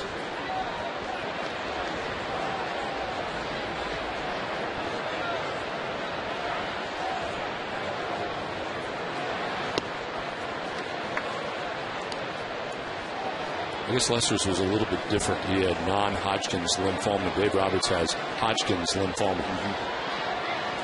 Well, the good news is they caught it very early, and that's critical.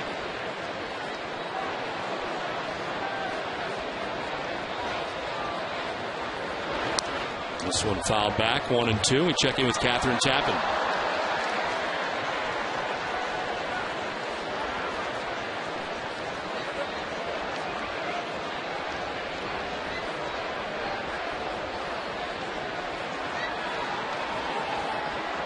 All right, Catherine, thank you very much. Things heating up there at the Garden. 2-2 now, and here it is 5-3. Red Sox had a 5-0 advantage at 1 point. The Angels come back with 3 runs in the 4th. Martinez hits a fly ball to right field. Juan Rivera going back. It's going to be over his head. One hops into the bullpen, and it'll be 2nd and 3rd now for the Red Sox with 2 outs in the inning. There's a bullet to right to quickly get over Rivera's head. Yeah, Rivera seemed to get turned the wrong way on this, and an unfortunate break for the Red Sox as it bounces into the bullpen, because if it does not, certainly the runner would have scored. Marco Scudero. Playing pretty shallow, wasn't it? Yes.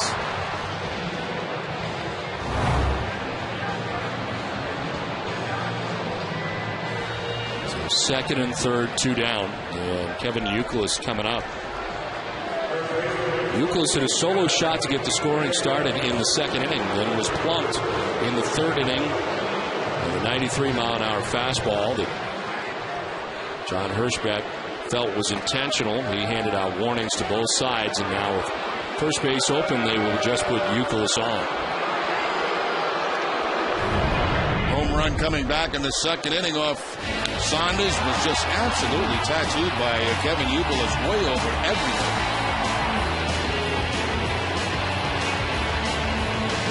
Won't get through this time as they intentionally walk him, and they'll take their chances with J.D. Drew.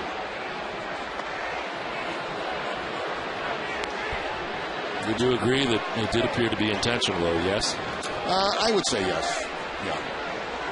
Not a big history between Saunders and Youkilis. It's his 2nd career home run, but a pretty low batting average. And for Saunders, you can understand the level of frustration he's feeling this season in general. Right. He's not really pleased with the way things have gone. I mentioned his numbers. 1 and 4, 5.74 run average. And if you look at the reaction, Mike Napoli, the catcher, quickly gets up and gets in the way.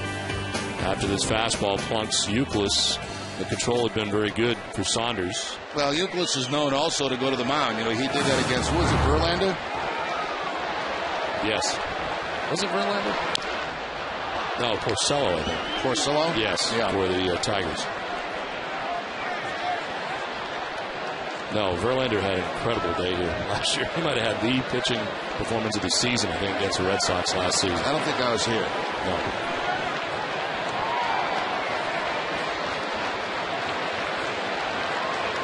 The 0-1. And there for strike, and it's 0-2.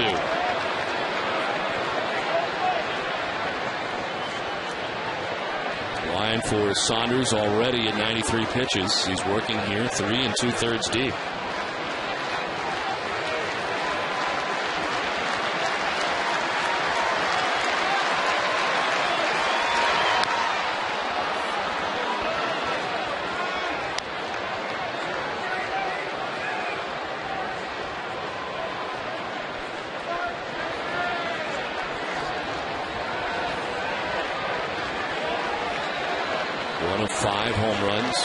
J.D. Drew against the lefties, stealing with the lefty tonight.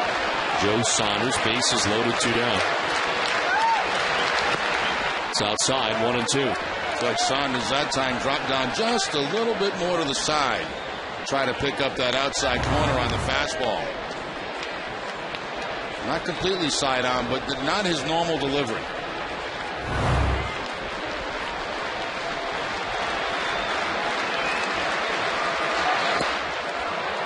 2-2.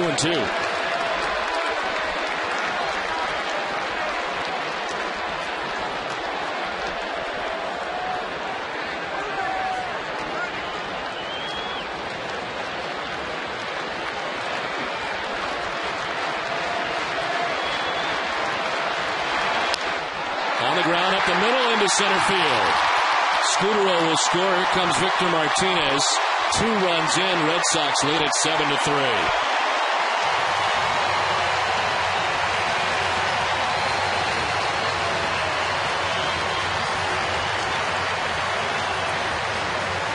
Well, Mike Scioscia playing the percentages, walking Kevin Youkilis. Nothing wrong with that move, but there was something wrong with that pitch.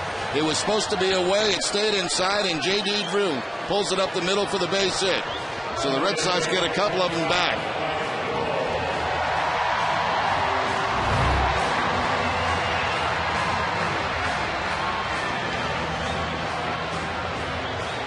First and third.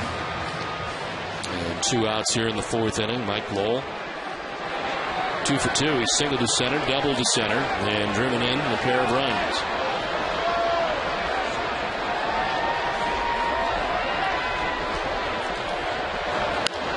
On the ground foul outside of third.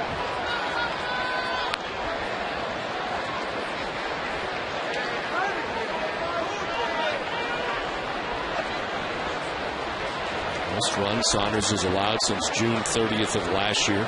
He gave up 8 runs to Texas. So far he's been touched for 7 runs here in Boston.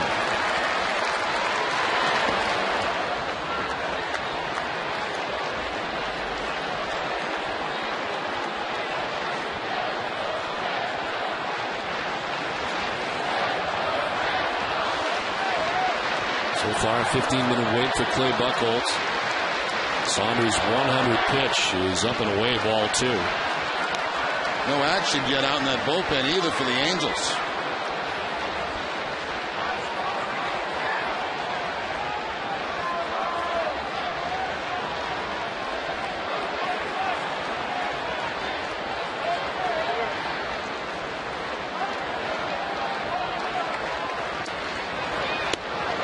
Three and one.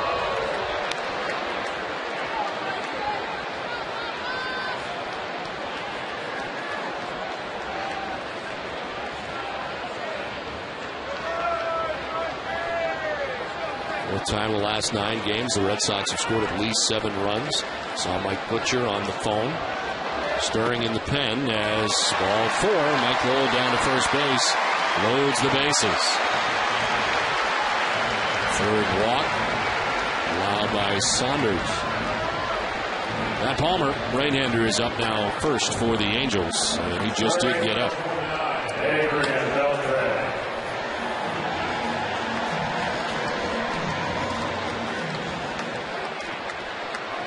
Bases loaded, 2 down in the inning. Chance for Adrian Beltre. 0 for 2 tonight.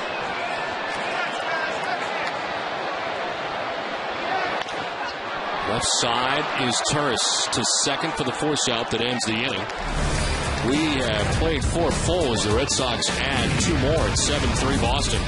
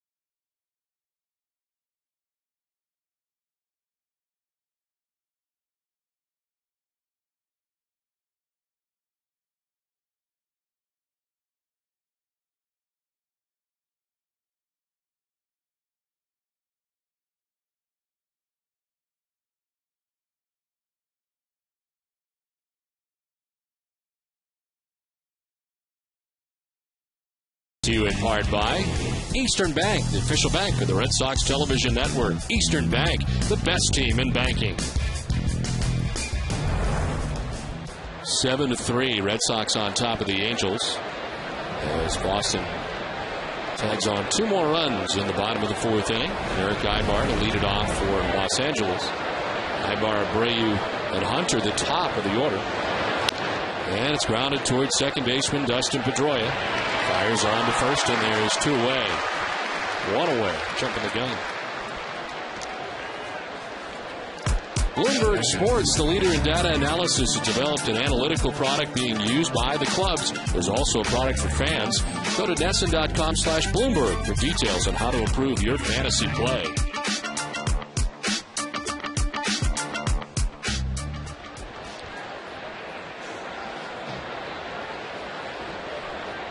One down.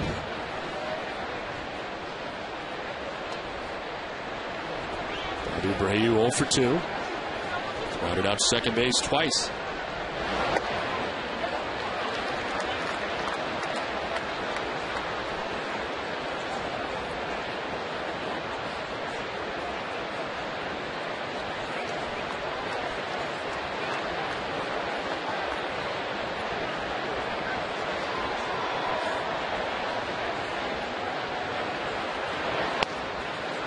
And there for strike 2, 0-2.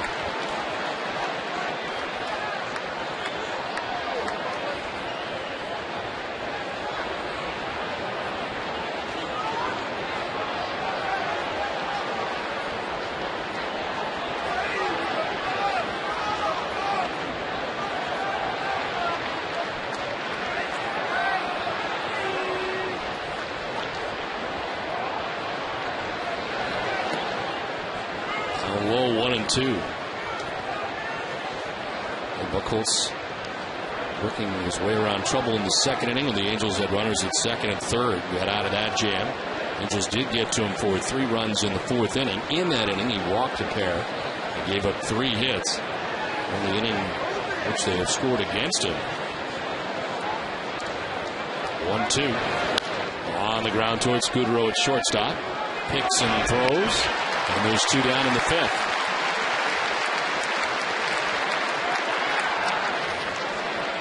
The pitching line is brought to you by Ace Ticket. And for Clay Buchholz, 4 2/3 deep. Now he's given up 3 earned runs, I mentioned, back in the 4th inning. 78 pitches for Buchholz. There's 2 outs here in the 5th. Here is Torrey Hunter. He's lined out to shortstop, and last time up he walked.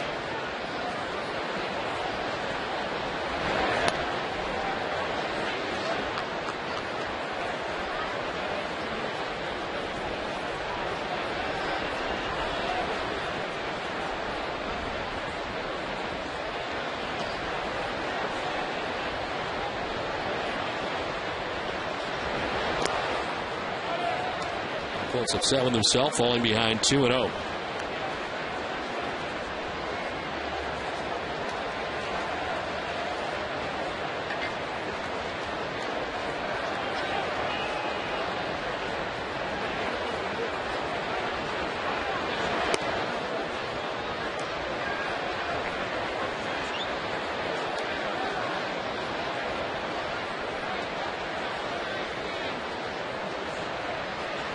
Red Sox and Angels will meet a total of 10 times during the season. 4 games here at Fenway Park. Pitch in there for a strike, and it's 3-1. 3 games at Anaheim at the end of July, and then 3 more back here in Boston, August 17th through the 19th.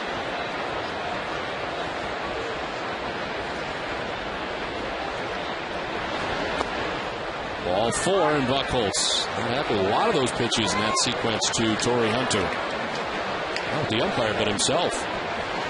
The Cardiovascular Institute at Beth Israel Deaconess Medical Center invites you to join the Walking Club. Take a step towards better health and start a walking program. Free resources for you, your family, your company, and your school are available now at bidmc.org/walking.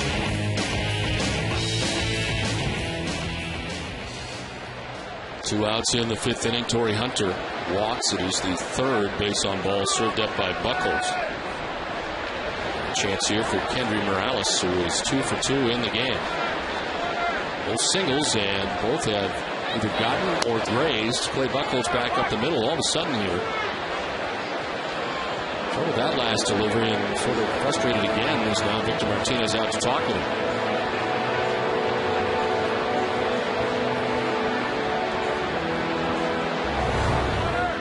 Buchholz getting underneath this pitch and just laying it up in the zone, way out of the zone, and see how frustrated he is with himself. It's been like 4 of the last 5 pitches where his reaction has been very similar.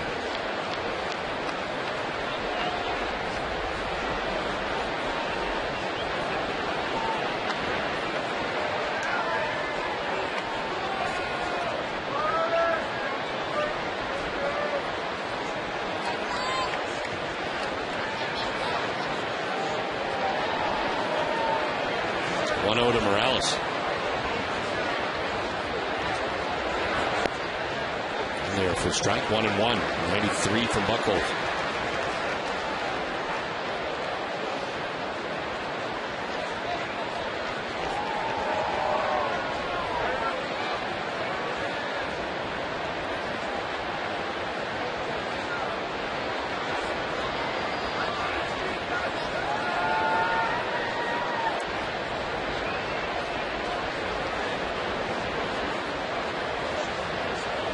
Pitch. And a foul flare down the left field line that'll get back and out of play. It's got to be in the back of Buchholz's mind. Twice tonight, Kendry Morales is going right back up the middle, right at Buchholz.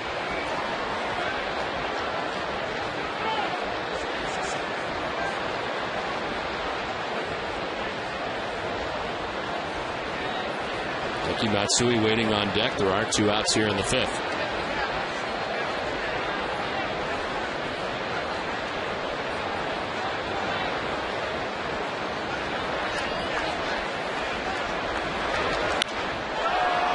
This time to right center field and in for a base hit. Going first to third is Hunter. He will get there. And a base hit for Kendry Morales.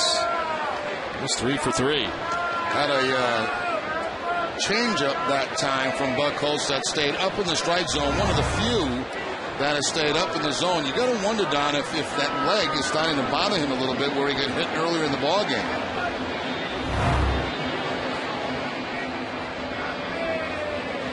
And obviously the mental hump of trying to get through this 5th inning as well, making himself eligible for a victory. As he got 2 quick outs, Ibar and Abreu, and then all of a sudden sort of lost it there. Walked Hunter on 5 pitches and then a single to Morales. Really 6 3-hit games on the season for Morales. That leads the American League.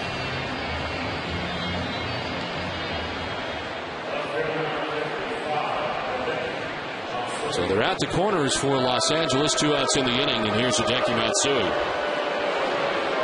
He struck out in the 2nd, singled in the 4th, 1 for 2.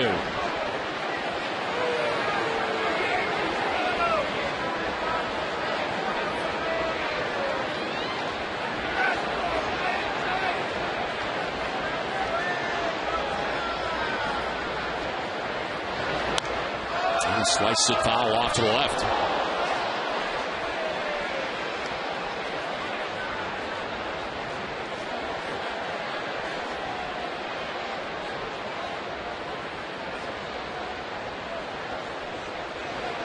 Hunter at third base. Morales across the diamond at first base. 2 down.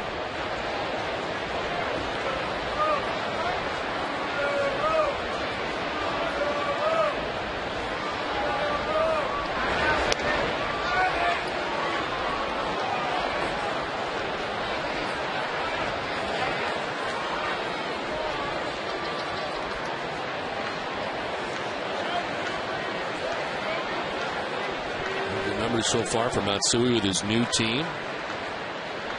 There's a chance here to deliver with Hunter at third, Morales at first. Matsui grounds it foul in or above the Red Sox dugout. 1 and 2. Get one of the best sports sections in the country delivered to your home every day. Sign up now for convenient Boston Globe home delivery. Call 888-MY-GLOBE or go to bostonglobe.com/sports.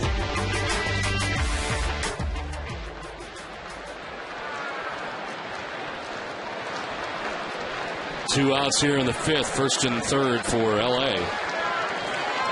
And a 1-2 pitch to Hideki Matsui.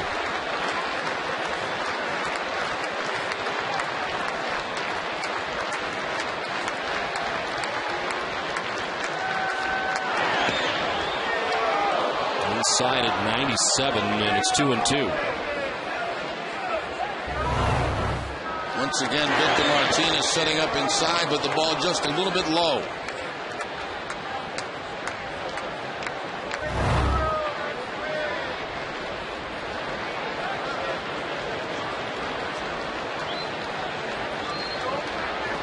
Haven't seen a curveball in a while.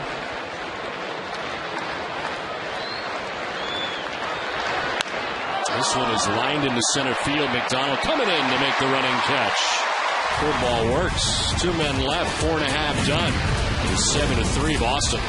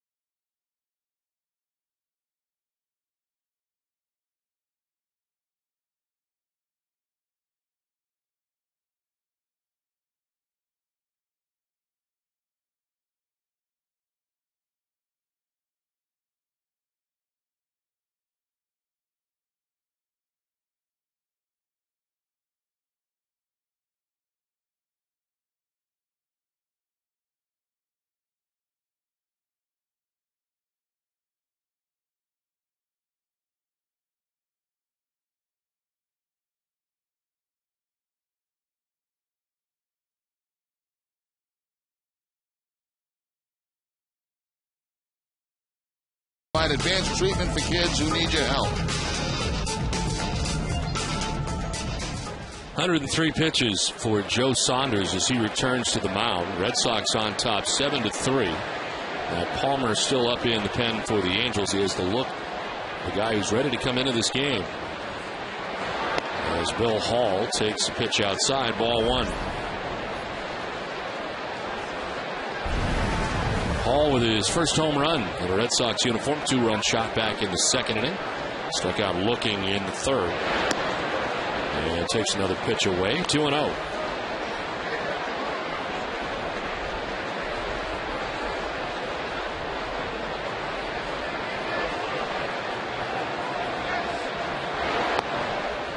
The leash might have been a little longer for Saunders tonight because maybe they're trying to get him straightened out. He's been having his problems, as you mentioned, down early in the game. Try to give him some innings to try to straighten things out. He'll probably be out of the game now, maybe after one batter. We'll see. Fourth walk that he has given up on tonight. Palmer's ready, and so is Mike Scioscia to make the move. So it's a batter and out here in the fifth inning for Saunders, and another tough outing for him. coming in at 1-4 with a 5.74, and he'll depart after giving up 7 runs in 4+ innings. Palmer will be in when we come back to Fenway Park.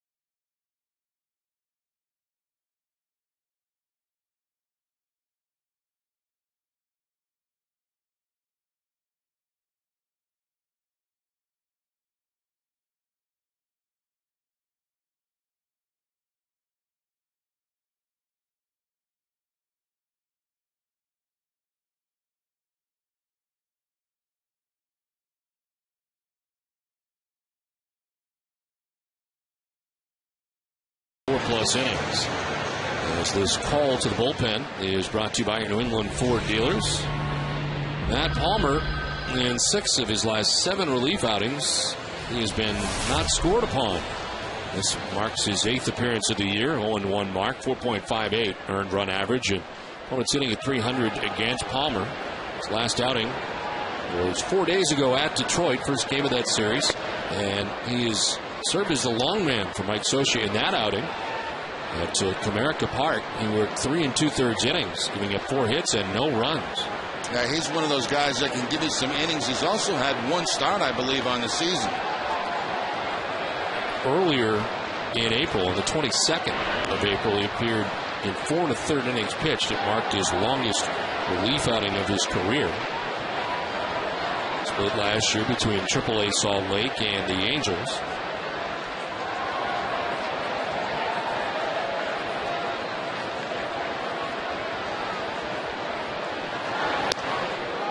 Had a complete game appearance against the Red Sox back on May 13th of last year. 9 innings, giving up 4 runs.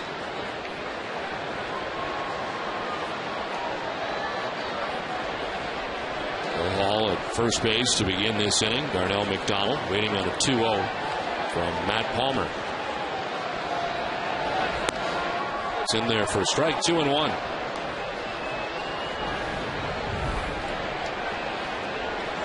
11 minutes remaining in the 3rd period.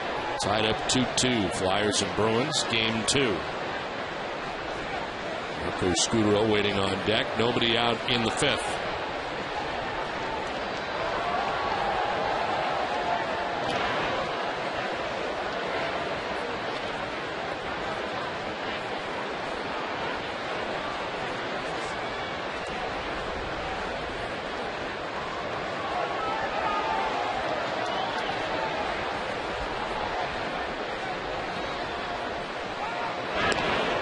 Soft toss and a check on Bill Hall back to the bag. They had Bill Hall jumping towards second base. 2-1 count. Was there a play on? Watch Hall jump towards second base, then get back to first, and plenty of time.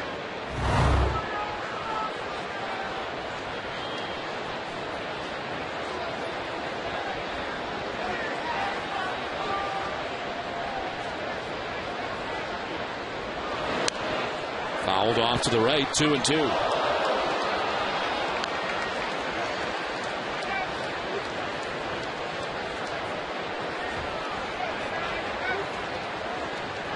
Joe Saunders responsible for Bill Hall at first base. Ended up walking 4 batters, striking out 3. Gave up 3 runs in the second, 2 in the third, 2 in the fourth. Trying to figure it out. He's 1 and 4 coming in. Guy who's been a very good pitcher the last couple of years.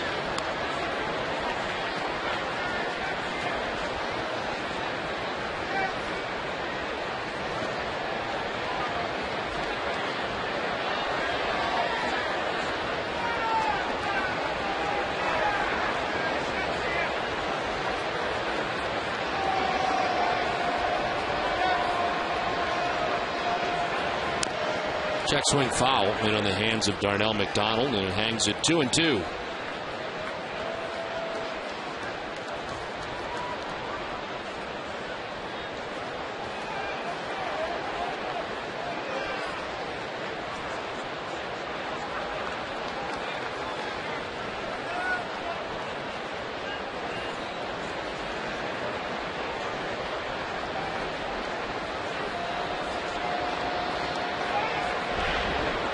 Checking a low throw. Ball back to the bag.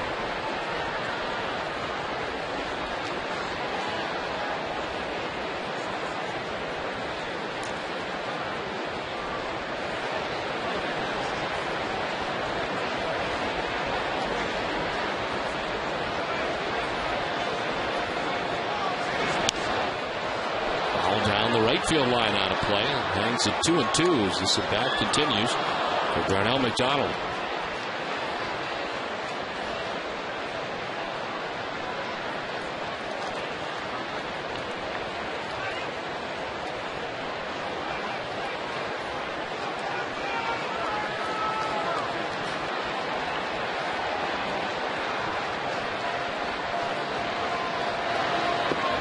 Breaking ball and a swing and a miss. McDonald finally strikes out as Palmer gets him for the first out of the 5th inning.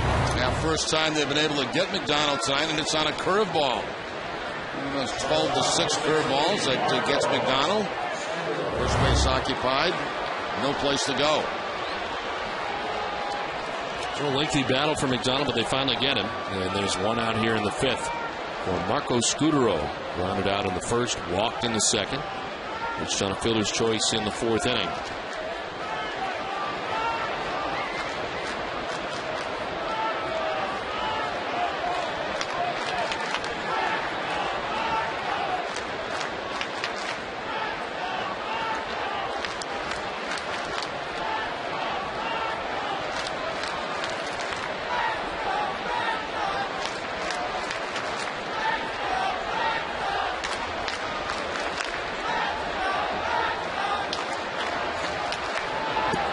Scudero takes ball 1.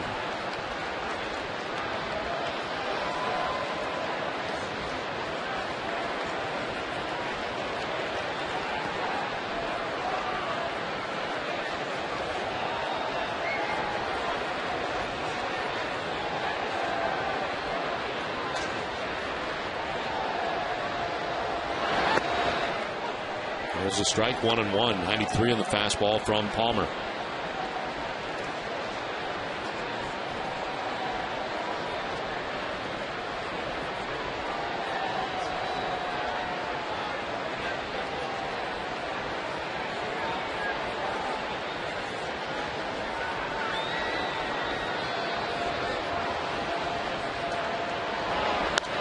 In the air to left field, down the line, towards the pole and the corner.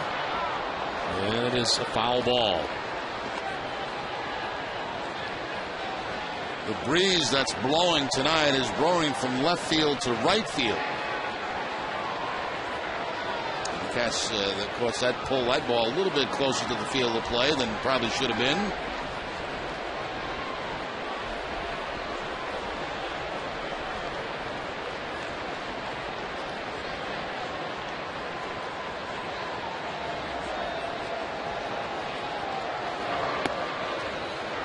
And it's 2-2.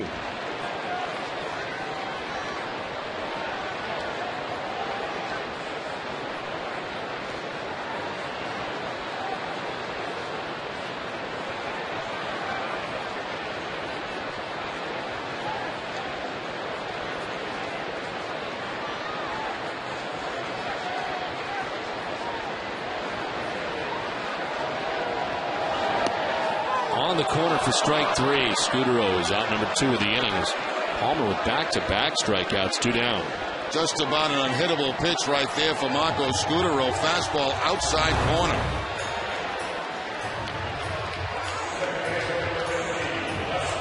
A perfect pitch by Palmer.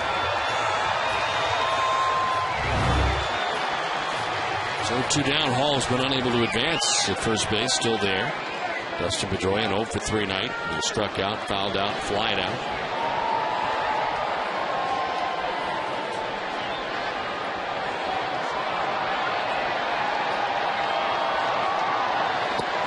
And take strike 1.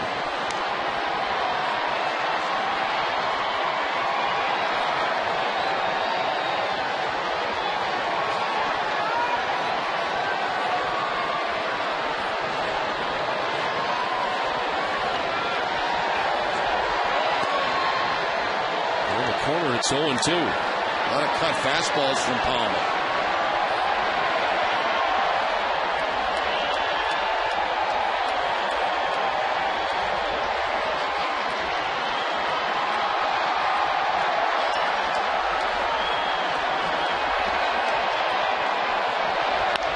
On the ground, left side is short. Ibarra go to second for the force out that ends the inning.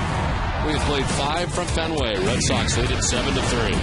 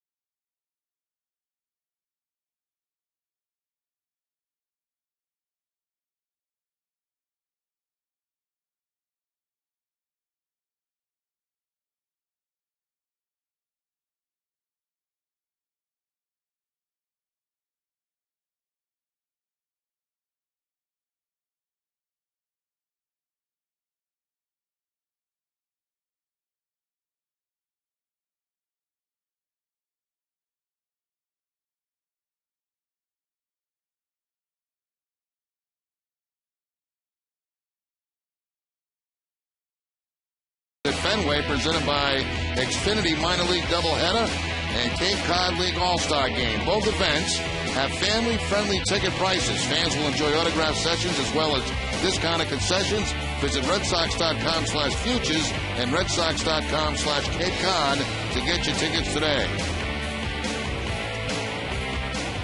7-3, Red Sox on top of the Angels. Top half of the 6th inning back at Fenway Park. Clay Buchholz ready to work to Juan Rivera. His 93rd pitch of the night misses inside. So as he draws closer to the century mark, Manny Del Carmen begins to warm in the Boston pen.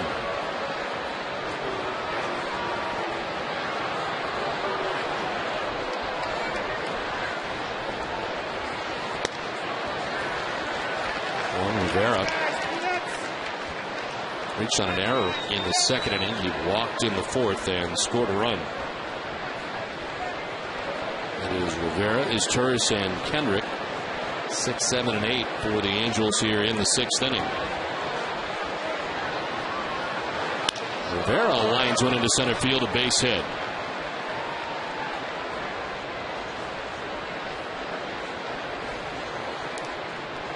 And they're wearing out the middle of the field against Buchholz tonight. A couple back at him by Kendry Morales. One that hit him back early in the second inning. In the fourth, another one by Kendry Morales.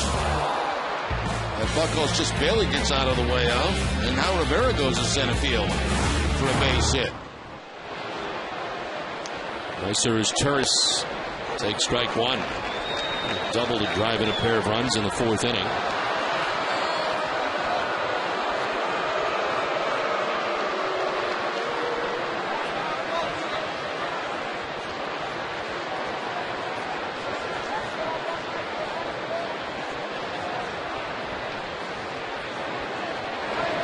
As Turris lines it into right field, a single as Rivera touches second, goes to third as it throws. He stumbled, it's off the mark, and he gets there anyway to third base. He stumbled when he reached the bag at second. Drew's throw is off the mark, and it's first and third with nobody out here in the sixth inning. Now, the Angels have always been one of the better teams in baseball going first to third. They practice that.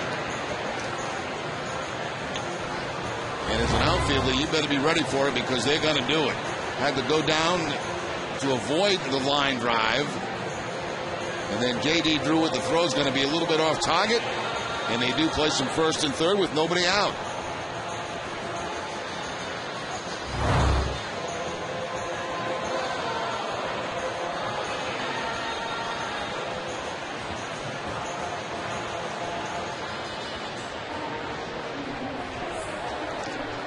For every Red Sox game that goes into extra innings, so the Sox get a save, CVS Pharmacy will donate $500 to Children's Hospital Boston. CVS Pharmacy is the official pharmacy of the Boston Red Sox.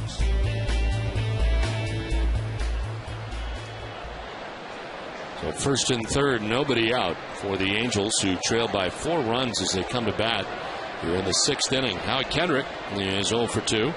He's grounded out short, bounced to third. Knocked in a run with his ground out in the fourth inning. As he takes ball one in the dirt.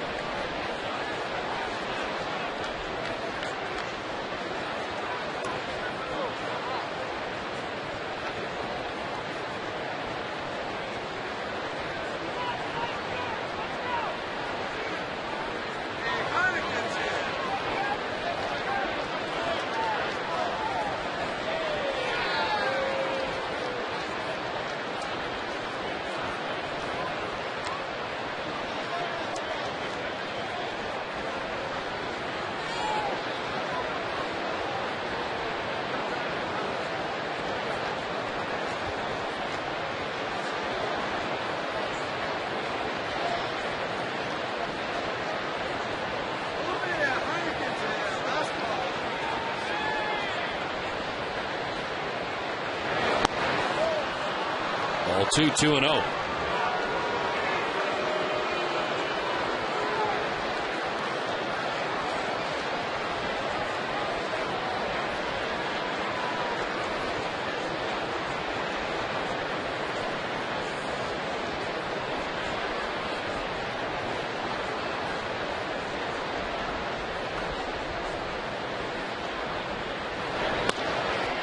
In there for a strike over the outside corner. 2-1 to Kendrick.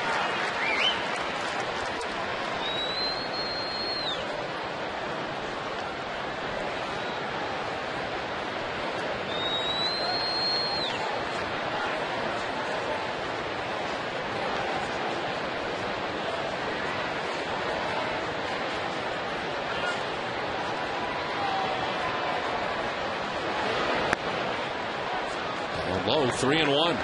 Sitting at 95. Up over 100 pitches now, 101. Getting very close to the end of the night for Clay Buchholz. Seems to have lost his sharpness here in the sixth inning.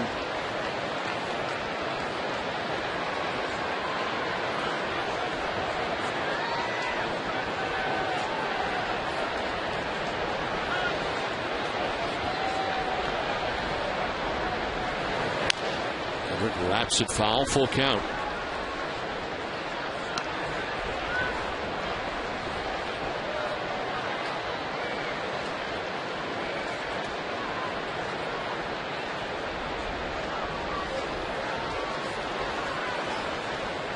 Buchholz, whose wins are at Kansas City and at Toronto, has lost the 2 outings in which he has pitched here at Fenway Park, ironically, against Tampa Bay and Texas. And here he is again at home, trying to get his first home win of the year. Fly ball headed out to right field, sending Drew back a step or two. Makes the catch as tagging at third is Rivera. Throw goes to second, and it's now 7-4 Boston. Angels get their 4th run of the night. Second RBI for Howie Kendrick.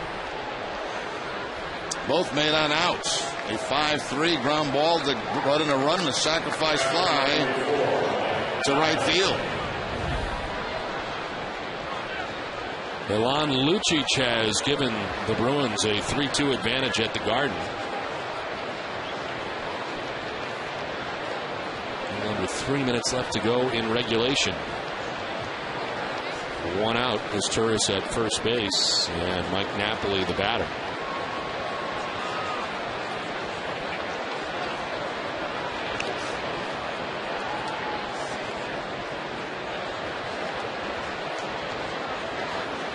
Three runs down is Turris at first base. He's got good speed.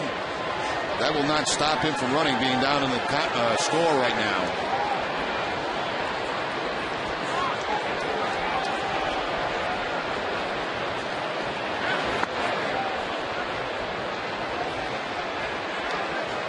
Angels, who usually are near the top in stolen bases right now, are 7th in the American League. And part of that is they no longer have Sean Figgins. Vaughn, Seattle.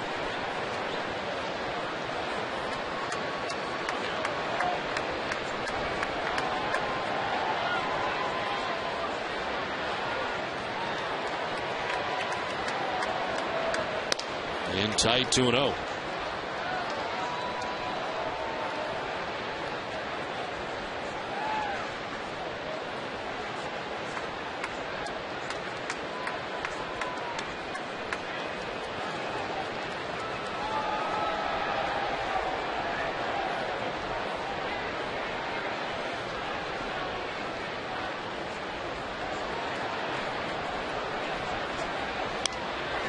Two and one.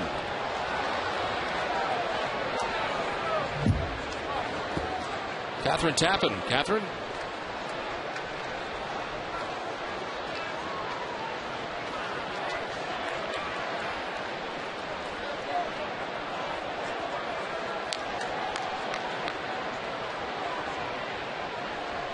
Okay, Catherine, thank you very much. Here it is 7-4 now. Angels have gotten a run in the 6th.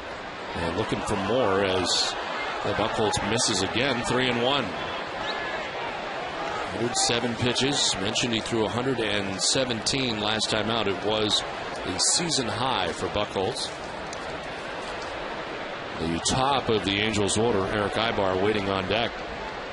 With 1 out in the 6th, and Meiser is Turris at first base. There he goes on a 3-1. It's a strike, and the throw is in time. They got him. So the Angels don't stop running, but probably wish they had. Meiser as Turris has gone down at second base for the 2nd out of the inning. I told you, Don, it wouldn't stop him from running, but Victor Martinez did. That's 6 straight now. The Red Sox catches have caught at second base. Nice pick there by Pedroia, too, at the other end to apply the tag. So things picking up in that department. 2 down, base is empty, and a 3-2 is lined into left field. Able to play it is Hall and quickly get it back in. And Mike Napoli at first base with 2 down. It's the 3rd hit of the inning. And here comes Terry Francona. So he will make the change here with the Red Sox on top by 3 at the moment. Buchholz working his way into the 6th inning. Goes 5 2/3 as he departs with the Red Sox on top 7-4, and Manny Del Carmen coming in.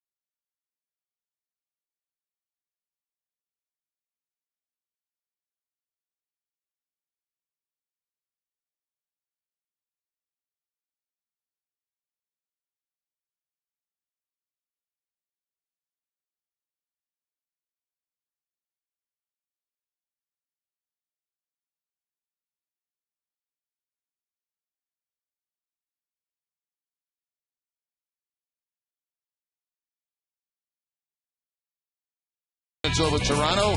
3 undefeated Aces take the hill, plus a preview of Game 3 between the Bruins and Flyers. It's all coming up tomorrow night at 6, only on NESN. Clay Buchholz, 5 2/3, gives up 8 hits and is responsible for Mike Napoli at first base. So far charged with 4 runs. Bruins win 3-2 and take a 2-0 advantage.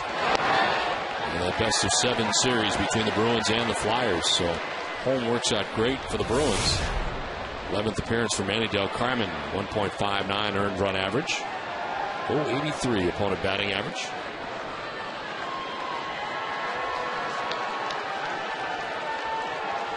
Eric Ibar, the batter, with a runner at first and 2 down. And fooled on the pitch. It's 0-2. Scott Schoenweiss up in the pen for Boston.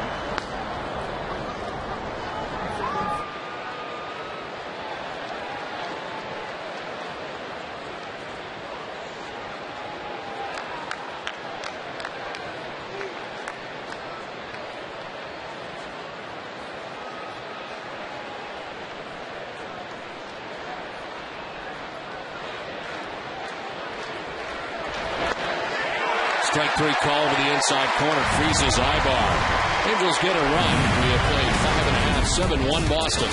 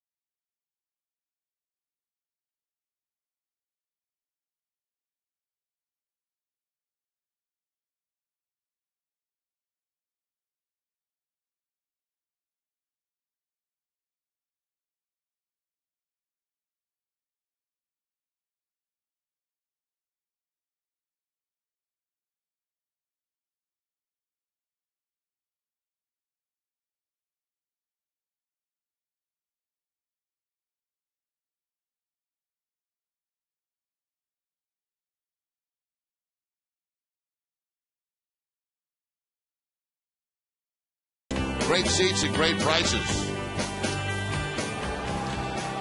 Of course, the Bruins game has gone final, and they have made that public here at Fenway Park. Great hand in between innings for the Bruins, who win tonight 3-2.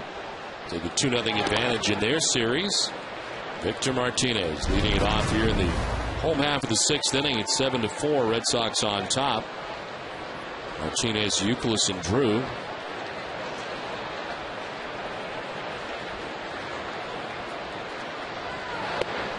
Those signs for the Flyers and Bruins, they didn't have to make new ones because those are the ones that we hear for the Winter Classic.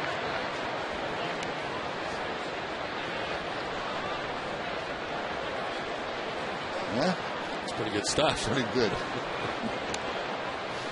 How do you explain the Bruins Sabres signs were out there before? Well, they had to make a new one for the Sabres, but they just recycled this. I'm sure they use this in the Winter Classic.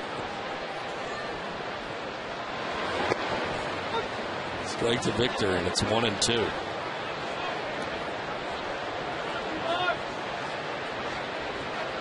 Youkilis and then Drew here in the 6th inning. Well, the runs the Red Sox have charged for the starter tonight, Joe Saunders. Plummer has been in there, retired all 3 batters he faced coming in the 5th. And he's back out there to start the 6th inning, ahead 1-2.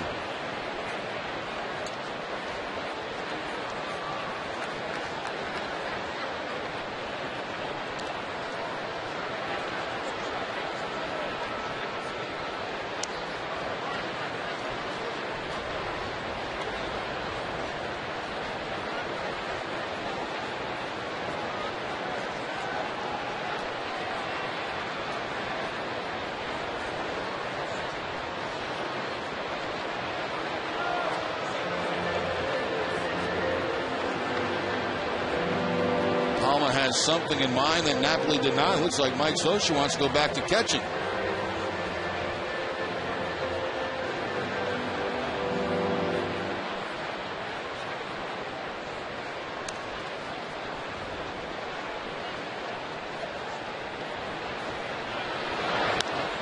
Victor reaches out, fouls it off into the seats.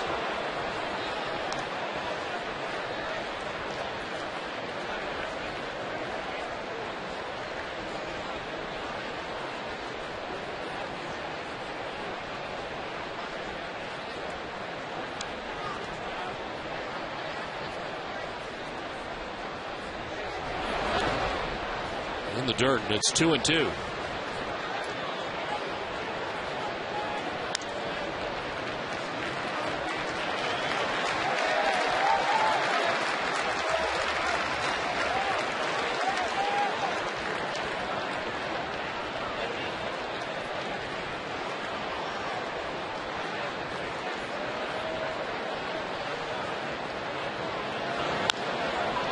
Up the middle, ranging is Ibar. Back is second. The sidearm toss in time. And Victor Martinez, who's the first out here in the bottom of the 6th inning.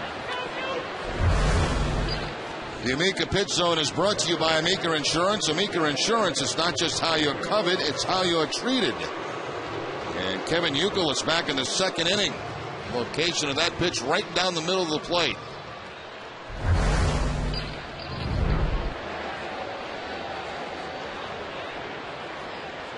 So 1 out here in the 6th. Youkilis, the home run you just saw, hit by a pitch and was intentionally walked in his 3 plate appearances against Joe Saunders.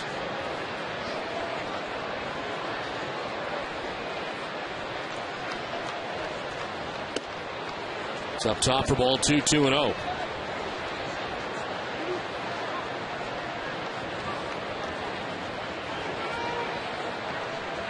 J.D. Drew waiting on deck. 1 out in the 6th inning.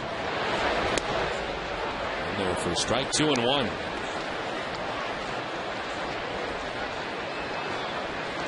Eighth appearance of the year for Palmer. He's made 1 start.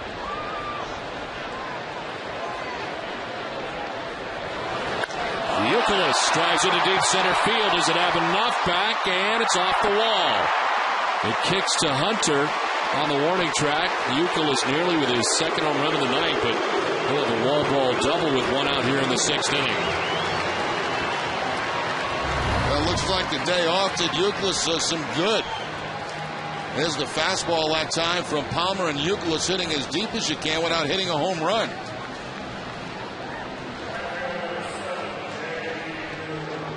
Played well by Torrey Hunter, and Youkilis stops at second base with a double.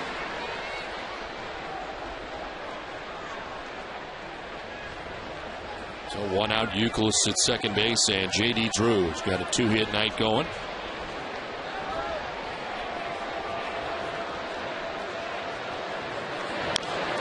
That's it foul towards the Red Sox dugout.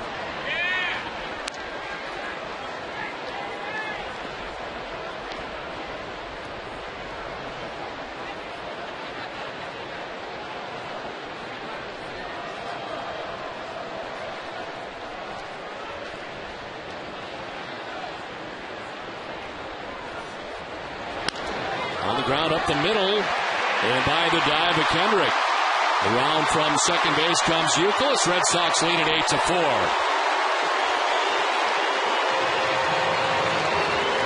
Three RBI night so far for J.D. Drew as Youkilis scores. Gives him a total of 17 now on the season. He takes the curveball. 12-6 curveball and drives it right back up the middle. Gotta love the way J.D. Drew's swinging the bat right now. Tried to knock it down, did Howie Kendrick at second base to save a run. Couldn't quite get there. 15 RBIs in the last 11 games for J.D. Drew. And a 3-hit game for the first time this season. First base now with 1 out. Mike Lowell, the batter. He has been aboard 3 times. Single, double, walk. Pop-up foul ground this time, sending Morales over as far as he can go, but it's going to land into the Red Sox dugout.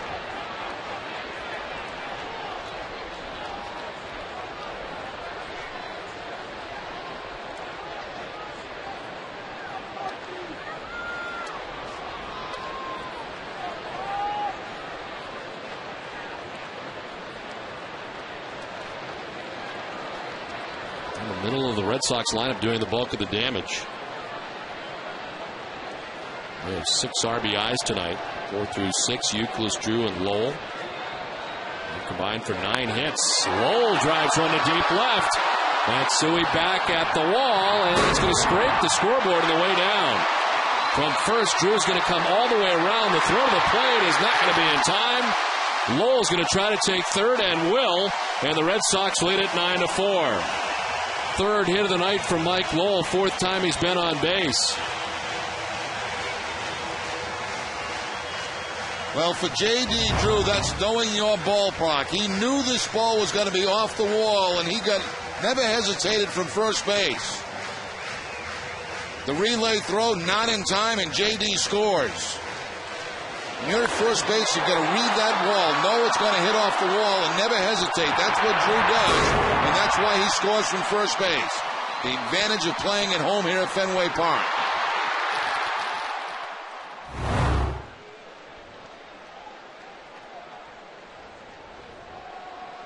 Infield in about halfway now, and they're moving up as Adrian Beltre bats. Lowell at third base, and still just 1 out. 2 additional runs in so far for the Red Sox in the 6th inning. Beltre hits one to deep left field. That first home run has been hard to come by, but he's got it.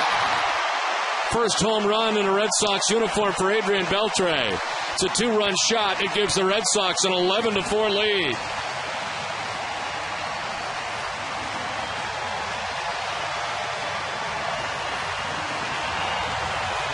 Well, Don, we kind of touched upon it earlier in the game. The one thing that takes a lot of pressure off is scoring a lot of runs. And the Red Sox are doing that here tonight. There's getting the freeze in the Red Sox dugout as he finally gets his first home run.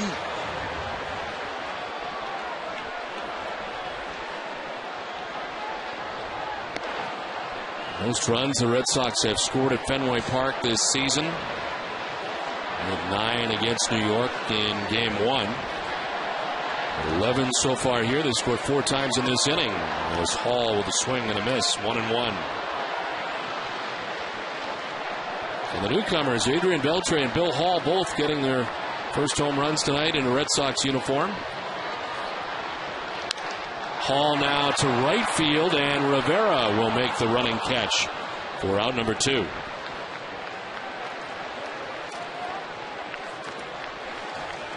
Action in the pen further now as Brian Stokes, the right-hander, is up. As Boston has got to Matt Palmer for 4 quick runs here in the 6th inning.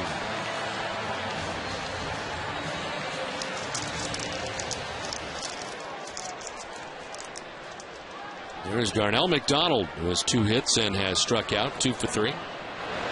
It's a breaking ball for ball 1.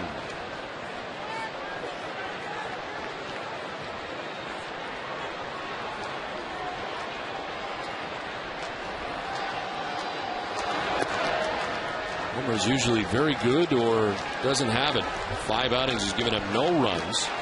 The other 3, he's given up 5 runs, 7 runs, and now 4 runs. This is fouled off to our right.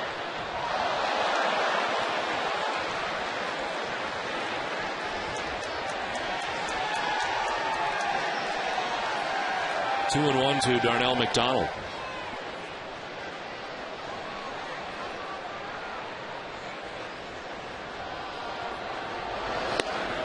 On the corner, and it's 2-2.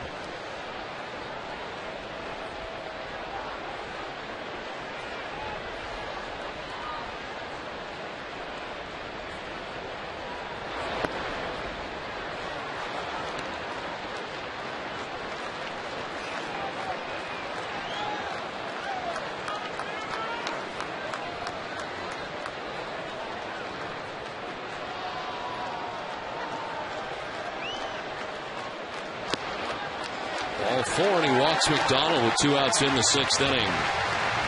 5th walk given up tonight by Angels pitching.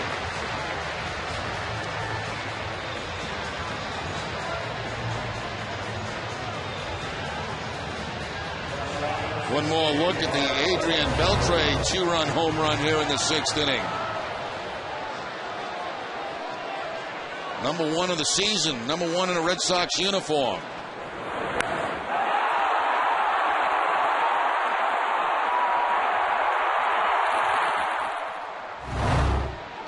Two outs, runner at first from Marco Scudero. The swing and a miss.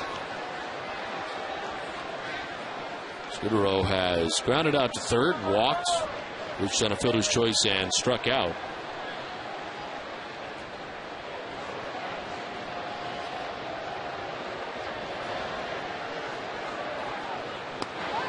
Red Sox with a 13-hit attack. The top 2 hitters in the Red Sox order do not have hits. Otherwise, everybody else does. Scudero without a hit, and Pedroia without a hit.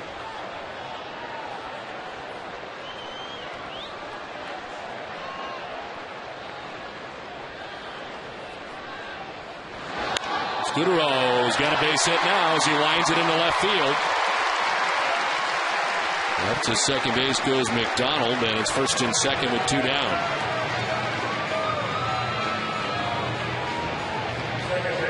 Comes Mike Scioscia to make the move. Ryan Stokes up in the pen. He'll go get him. 11-4, Red Sox on top of the Angels. Boston so far scoring 4 times in this bottom of the 6th inning. The pitching change from Fenway Park.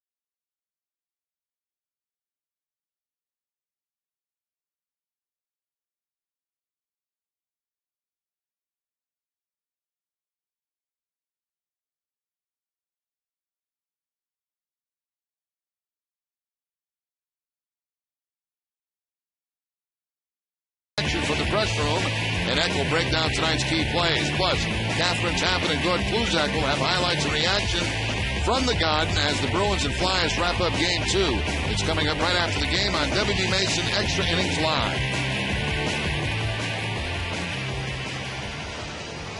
Still in the midst of the bottom of the 6th inning back at Fenway Park. Boston has scored 4 times in the inning. The pitcher on is Brian Stokes, his 13th appearance. A record of 3.65 earned run average. He's logged 12 1/3 innings. A lot of walks, 10 walks, and 12 1/3. 277 opponent batting average. And he's getting ready to deal with the ninth man at bat in this inning for the Red Sox, Dustin Pedroia, who is 0 for 4 in the game, and let's remember the Red Sox in the starting nine not to have the hit in tonight's game.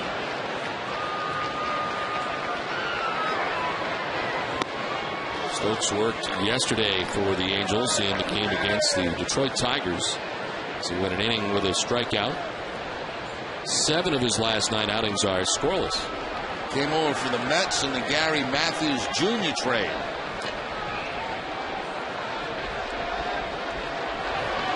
Pedroia to deep left towards the monster seats and gone. 3-run home run for Dustin Pedroia, his 7th of the year. The Sox are on top 14-4. Some frustration is being let out tonight.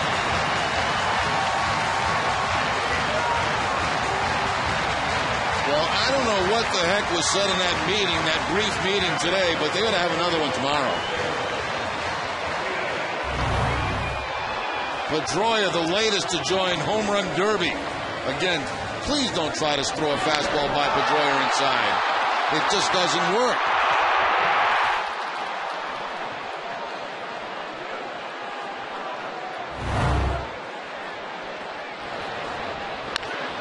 Victor Martinez, and a line drive singled into right field. Victor's second hit of the night.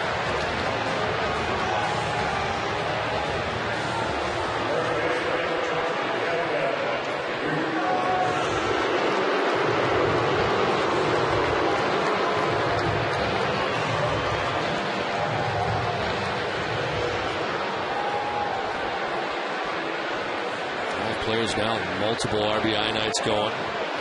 Victor Martinez at first base, Kevin Youkilis.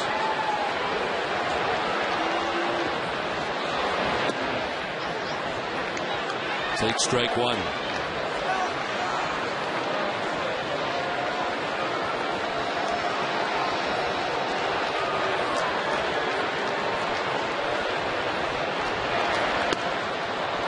No strike two, 0-2.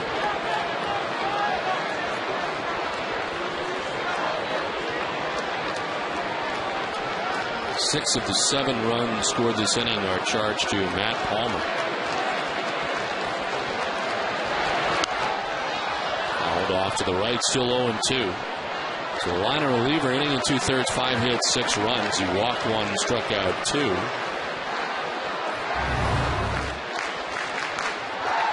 Well, it's been some night in the stands for one-handed catches. It really has. That's the 3rd of this ball game that we've been able to catch. He made it look easy. Yeah, the only cheap one was Bill Titus down at third base, so it was kind of a two-handed, easy ground ball. And then notice the flex. Watch the flex. Not just the catch, but then he's going to show you his guns. But I'll tell you something else. It is a good idea to use 2 hands. He's teaching young kids the right way. This one in the dirt as Martinez takes second base.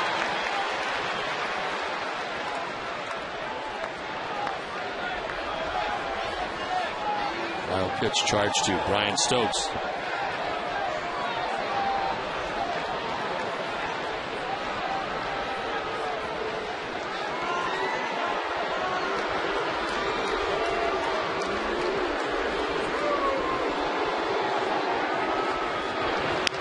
On the ground to third base as Turris has got it, throw across the diamond in time, but the damage done. Red Sox score 7 times and take a 14-4 lead to the 7th.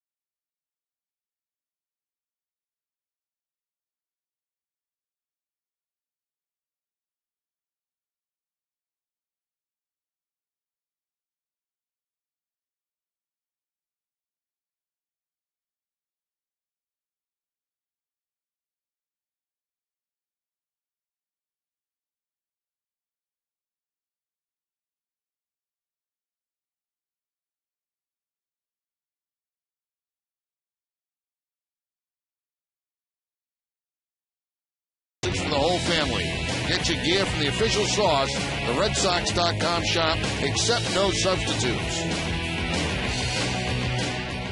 14-4, thanks to a 7-run bottom of the 6th inning for the Red Sox. As Manny Del Carmen returns to the mound, he struck out Eric Ibar to end the 6th inning. Starts the 7th, dealing with Bobby Abreu, who's 0 for 3 in the game. Strike one to Abreu. He's grounded out 3 times in the game, twice to second base, once to short.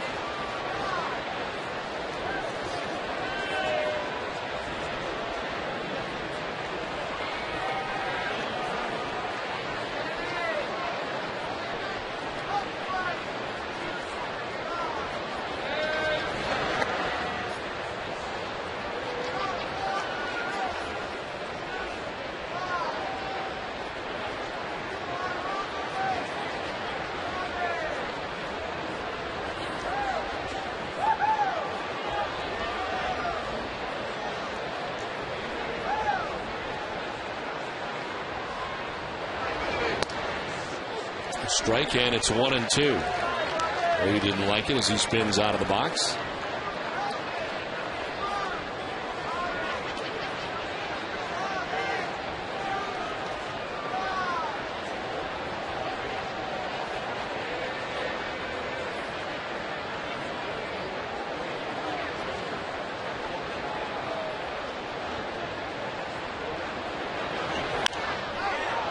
In the air to shallow left. Bill Hall coming in. Makes the catch for the first out of the inning. Dunkin' Donuts is in its 11th year of hosting local youth groups and charitable organizations in the Dunkin' Dugout. Special seating section here at Fenway Park. Thousands of children have had the chance to catch a Red Sox home game thanks to Dunkin' Donuts. One out here in the 7th inning. As Torrey Hunter stands in.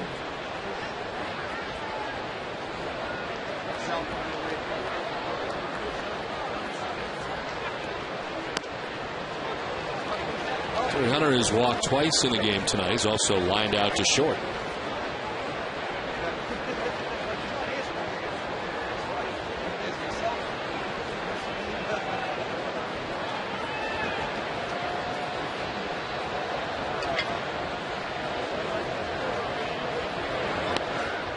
Swing and a miss, and it's 0-2. Good breaking ball there from Manny Del Carmen, using all his pitches, his fastball, his curveball, and his changeup. Velocity recently for Manny has been very consistent at about 93, 94 with his fastball.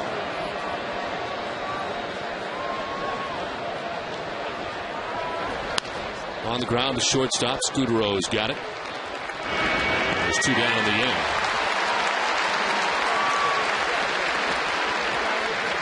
Curious as to why Victor Martinez is giving the touch signs now to Manny Del Carmen and not just to straight signs. The last 2 batters.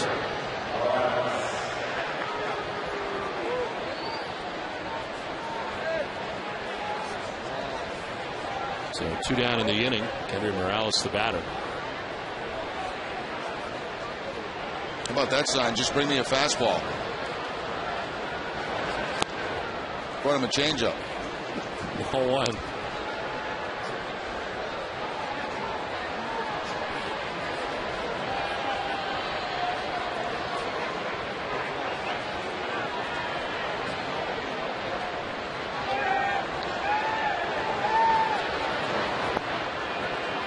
Two and 0. It's funny, you see Veritek use that quite a bit with almost all the pitches, yet Victor Martinez does not. I maybe certain pitches just like that. Different types of signs.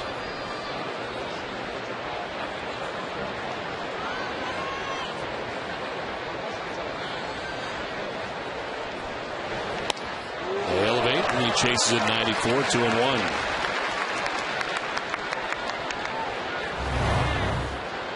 Once again, that fastball, but this fastball up and out of the zone. Red Sox have not been able to get Kendry Morales out tonight.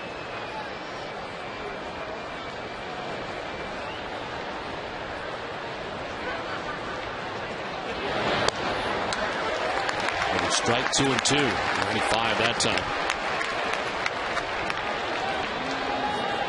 14 pitches, 11 strikes from Manny Del Carmen. 2 outs here in the 7th inning. He's retired all 3 batters he's faced. Hideki Matsui waits on deck.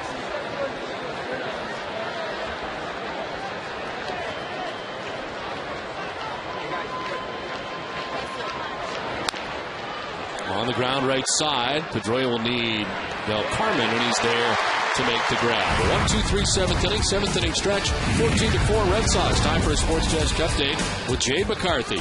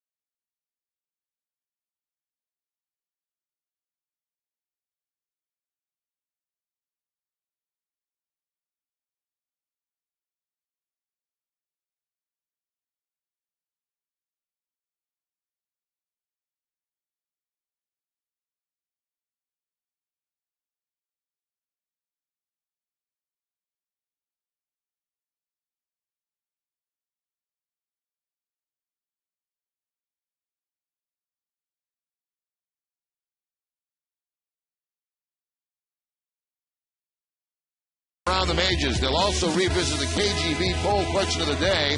If you were the Sox GM, would you trade youth to win now? And Catherine Tappan and Gord Kluzak will have highlights and reaction from the Garden after Game 2 between the Bruins and Flyers. It's all coming up after the game, only on NESN. The center fielder for the Angels, Reggie Willits, comes into the game for Torrey Hunter. Offensive change for the Angels here in the bottom of the 7th. J.D. Drew takes a strike. Ryan Stokes, who came into the game last inning. Final out of the 6th inning, starts the 7th. Drew, Lowell, and Beltre expected in the inning. Drew to right. Juan Rivera going back, spun around. It's over his head, and a one-hop into the crowd. Rivera gets swung around the wrong side, but that was hit so well, I'm not sure he could have done anything about it as it one-hops up into the bullpen. No, this ball's a bullet from J.D. Drew. He is on target right now. 4 hits in the game tonight. 3 singles, 3 runs batted in. Now this double. And another one-handed catch by a fan. A 4-hit night for J.D. Drew. There'll be a pinch run for here, and it is Jonathan Van Every.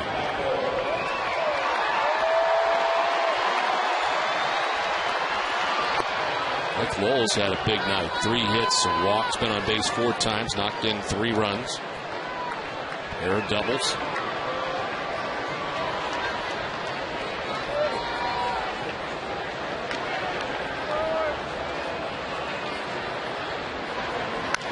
Line to left, and Mike Lowell's got a 4-hit night. And skips through to the wall from second. Van Every scores. It's 15-4. 3rd double of the night for Mike Lowell and his 4th hit. How about J.D. Drew and Mike Lowell? 8 hits combined in the ball game. Let me see. 1, 2, 3, 4, 5, 6, 7 RBI between them. That's not bad. A lot of frustration being taken out tonight.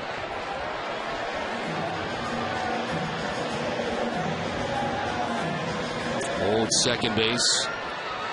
Adrian Beltre has his first home run in a Red Sox uniform. He hit it in the 6th inning.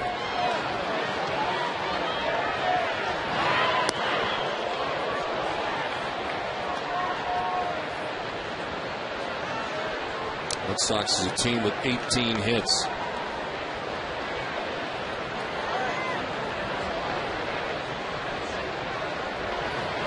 Beltre down the left field line, curling foul. Action in the Red Sox pen. Nolan Ramirez is up after we have seen an inning and a third. Perfect from Del Carmen, retiring all 4 Angels he faced.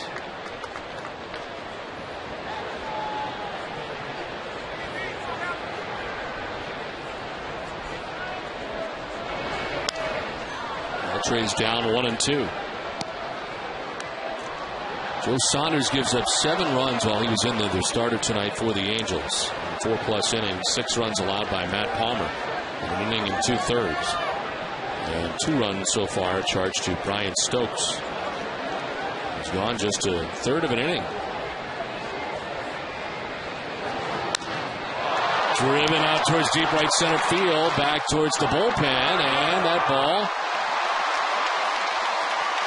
going to jump up into the seats for a ground rule double, and it is Lowell from second base with the 16th Red Sox run.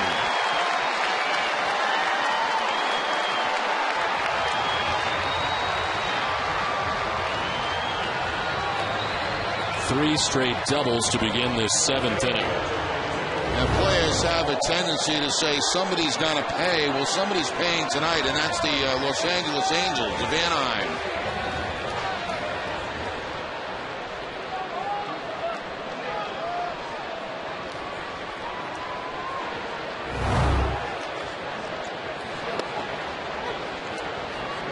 Hits, a season high, 10 extra base hits for the Red Sox tonight.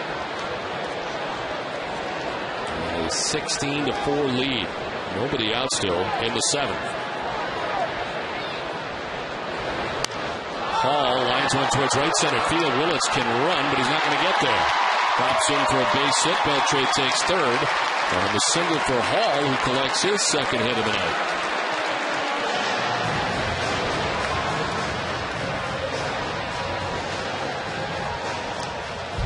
Whether you're looking to make home improvements, consolidate debt, or pay for college tuition, a home equity line of credit from Eastern Bank is right for you. With flexible terms and great rates, it's the smart solution. Eastern Bank, the best team in banking. Member FDIC.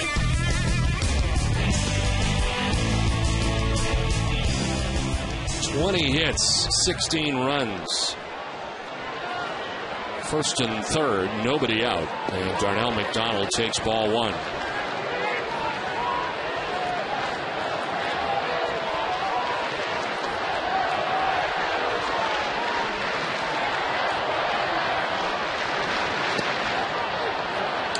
Strike 1-1. Donald has 2 hits. The walk, has been on base 3 times. Also struck out, scored a run.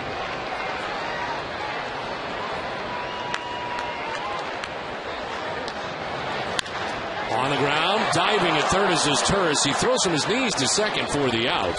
In from third base comes Adrian Beltre, and the Red Sox lead at 17-4.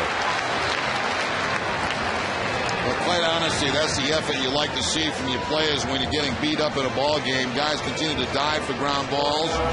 Pays off that time for his source. He does get an out at second base.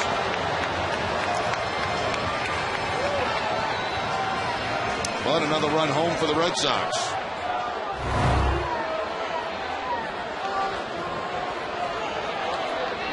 Marco Scudero on hit tonight. He's been on with a walk as well. On the ground at third base is Turris, will go to second for 1, on to first for 2. It ends the inning. But the Red Sox tack on 3 more runs and lead it 17-4.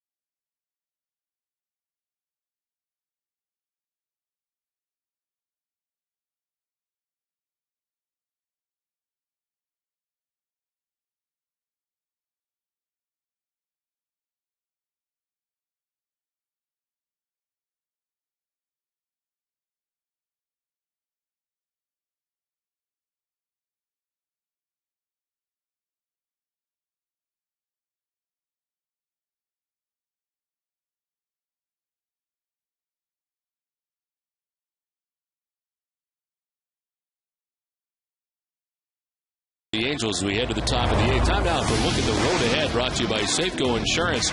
Tomorrow in Game 2 of this 4-game series, it'll be John Lester making the start for Boston. After allowing 15 runs in his first 3 starts, he's not allowed to run in over 12 2/3 innings over his last 2 starts. In those 2 games, Lester has allowed just 5 hits and has 18 strikeouts. Change for the Red Sox. Jonathan Van Every pinch ran for J.D. Drew. It takes over for him in right field. It's the 8th inning, and Hideki Matsui leading it off, taking strike 1 from the new Boston pitcher, Ramon Ramirez. 3rd pitcher of the night, 11th appearance of the year, 6.75 earned run average, 289 opponent batting average against Ramirez. On the ground to first base, Youkilis will flip to Ramirez for the first out. Check back in with Heidi. Well, Don, the offense has certainly come alive tonight, but it's been a bit of a roller coaster this season. Now, Terry Francona is not one to make excuses, but he was asked today about the loss of Jacoby Ellsbury at the top of the lineup, and Francona says it does hurt the team.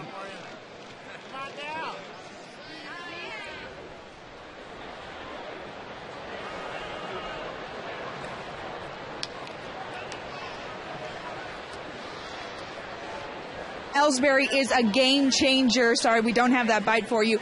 But he said he's a game changer because he really gets in the pitcher's head when he gets on base, and his speed can really change things up. Now, I also talked with Mike Cameron today. He says he's feeling much better. He is able to do baseball activities, but there still isn't quite a timetable for his return. He says he can run, but he can't quite kick it into that extra gear he needs to play the outfield. We do have some good news on the injury front. Jeremy Hermida is available tonight. Terry Francona said he could start tomorrow. Don? Okay, thank you very much, Heidi. 1 out here in the 8th. Juan Rivera batting. He takes a pitch up top, 2-0. It's tough. Both those injuries, Jacoby Ellsbury and Mike Cameron, tough to do very much in the beginning, so you go a while before you're able to do anything. Yeah, that's why rest was prescribed basically for both of them for a number of days before they even started any type of activity at all, including treatment.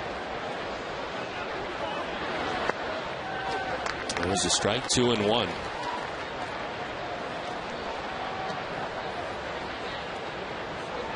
Last time we saw Ramon Ramirez was on the 30th of April at Baltimore, charged with a loss. Inning in the 3rd, giving up a run.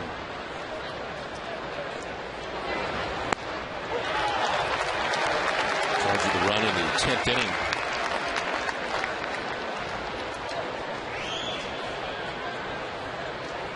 No runs allowed in 6 of 10 outings for Ramirez. Jason Bulger is up in the pen now for the Angels.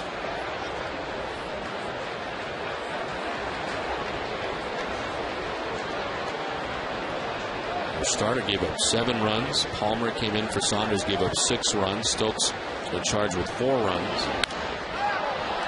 In the air to shallow center field. From center comes McDonald, and he makes the catch, 2 down.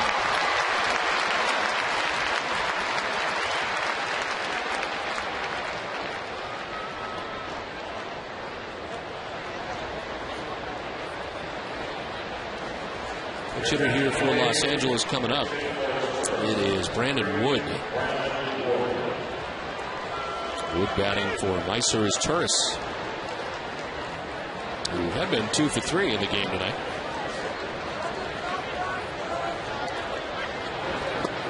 Swing and miss, strike 1. With a 189 average so far, home run, 4 runs batted in. 7 games, hitting at .357, 10 for his last 28. First time he's been on a major league roster to begin a season. Hits it well out towards left field. Hall going back onto the track to make the catch. 1-2-3-8 for Ramon Ramirez, 17-4 Boston.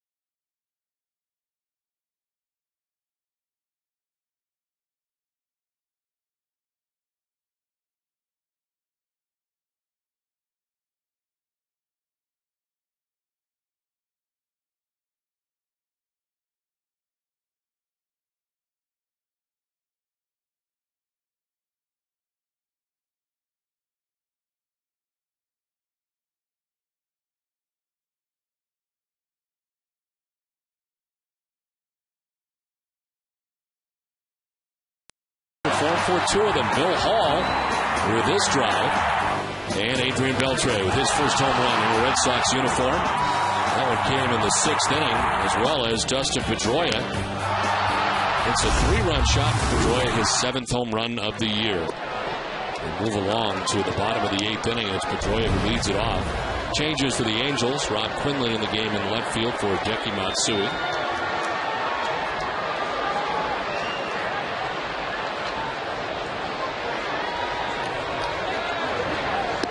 Pedroia takes the strike. It's 0-2. Brandon Wood stays in the game at third base. And Ryan Buddy in for Mike Napoli, the new catcher, as Jason Bolger's in the game for the 11th time this year.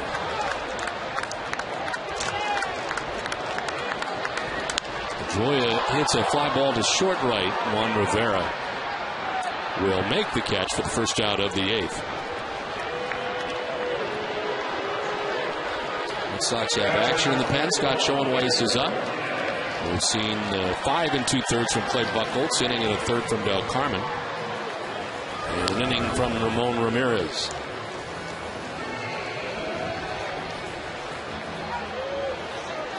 One out in the 8th for Victor Martinez. Had a 2-hit night, double and a single.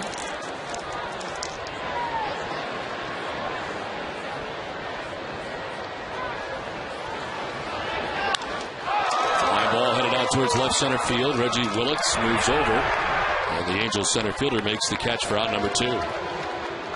Immediately following the game tonight, it's WB Mason Extra Innings Live with TC and Dennis Eckersley. You'll get Clay Buchholz and Terry Francona's post-game reaction from the press room, and Eck will break down tonight's key plays. Plus, Catherine Tappan and Gord Kluzak will have highlights and reaction from the Garden as the Bruins and Flyers wrap up Game 2. It's all coming up after the game on WB Mason Extra Innings Live. 2 outs in the 8th for Kevin Youkilis. 4 home runs for the Red Sox. Youkilis has one of them. He homered back in the 2nd. Solo shot.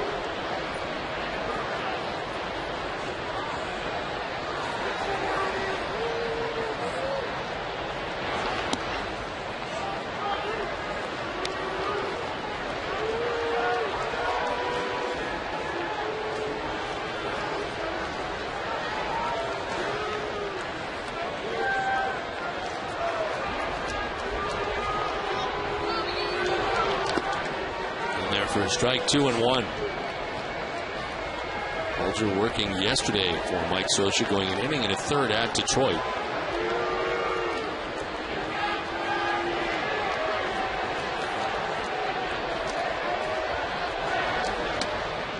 Never given up a run to the Red Sox in an inning and 2/3 of relief. 3 career relief appearances against Boston. Last year finishing his first full season with the Angels, 6-1 record with a 3.56 ERA. 3-1 from Bolger. And it's ball 4. 2-out walk for Kevin Youkilis.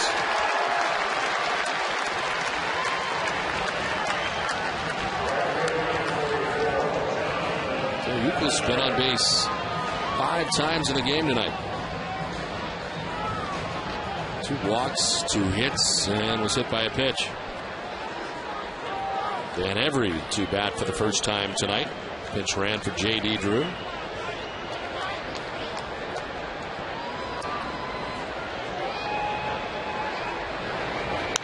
And fouls it off to the left.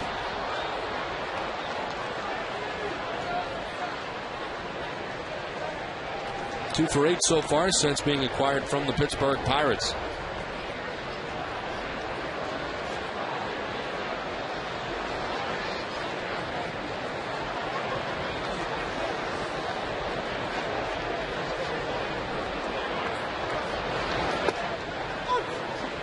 Well, good night for Boston. The Bruins win. The Red Sox winning this game. And somebody told me between innings the Celtics had a big lead against Cleveland. That has to be late in the game.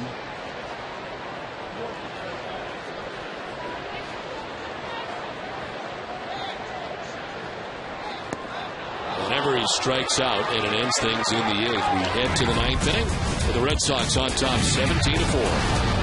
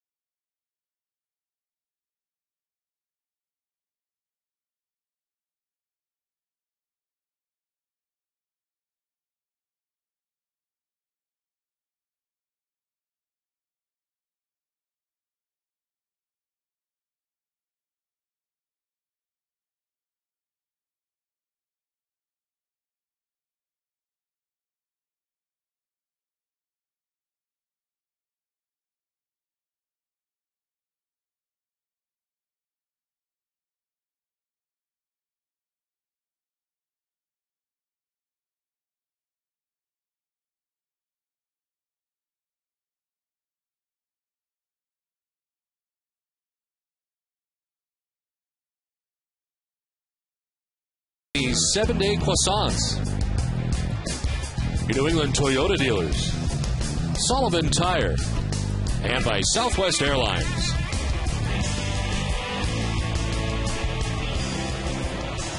Happy 70th to Nana, as the Red Sox have a 17-4 lead headed to the 9th. A lot of grandchildren, huh, for Nana? So.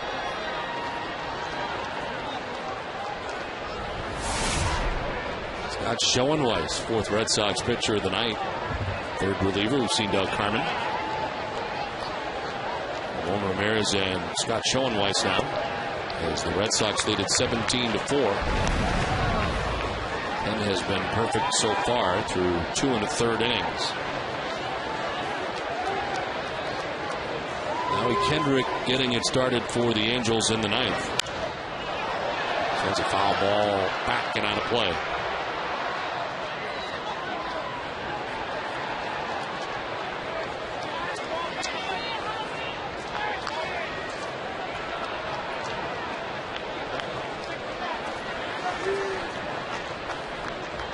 Largest margin of victory last year for the Red Sox was 13 runs, winning 14-1 over the Yankees. It was August 22nd of last year. So it skips in, and it's 1-2. Tomorrow it'll be John Lester matched up against Irvin Santana. Lester 1-2, Santana 1-2. And then Wednesday will be different. John Lackey will be facing his old team for the first time.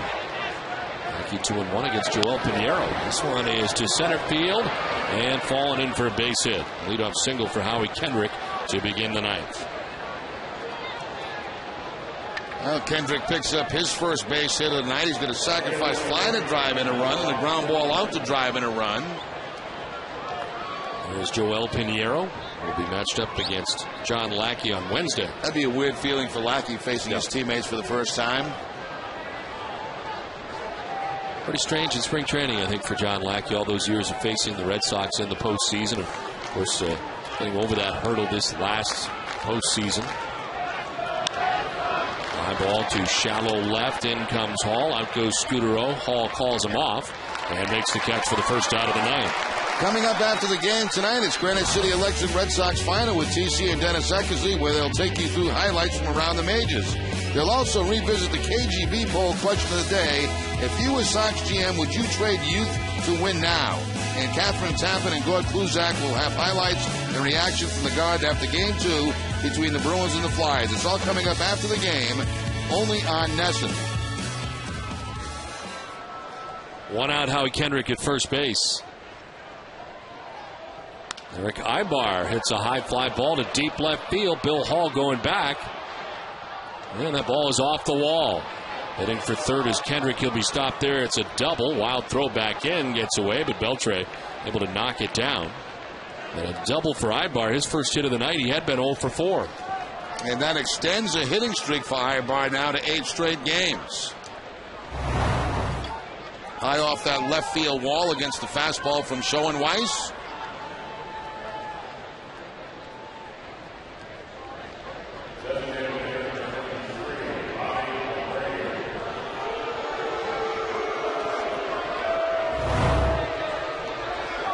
Second and third, one out. Bobby Abreu, the batter.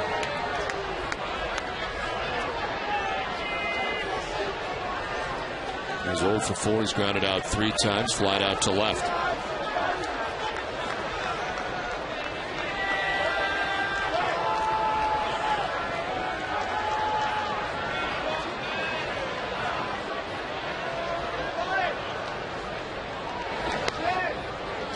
Inside, ball 1.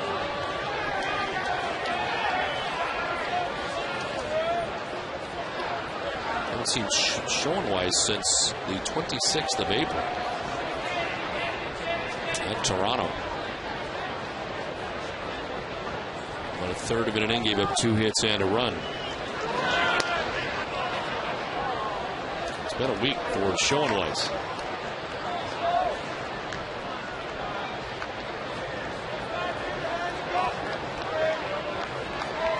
course, the former Angel, drafted by the Angels back in 1996 and 183 games in an Angels uniform. He's 28 and 31, largely as a starter. That's of 5 years. From 99 through 2003.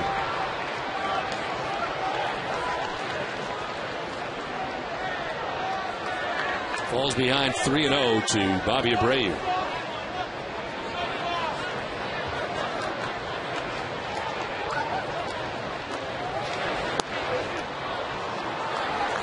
Ball 4 and Abreu down to first base to load the bases for the Angels here with 1 out in the 9th. As John Farrell heads out to talk to Schoenweiss. You're right about Schoenweiss, Don. It's almost a split screen kind of thing. You know, he's starting pitcher early in his career, and then later on in his career moving to the bullpen for different ball clubs.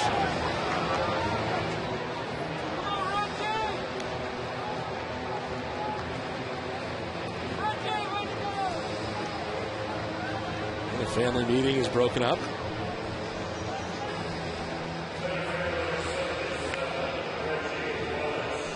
Bases loaded for the Angels. As Reggie Willits coming up for the first time tonight. Took over defensively in center field. And Torrey Hunter had been on twice with 2 walks.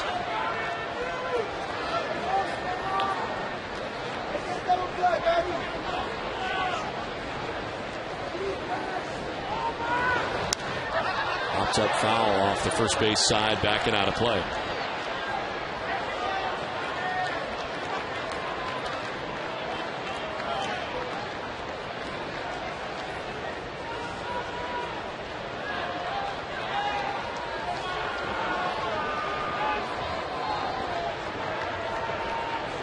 Kendrick at third base, Ibar at second, Abreu at first, nobody out.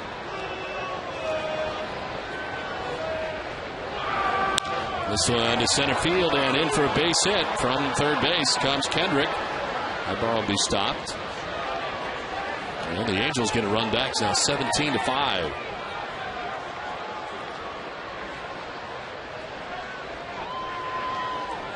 Reggie Willits coming into the ball game for Torrey Hunter. Takes the base hit up the middle. Switch hitter hitting from the right side of the plate.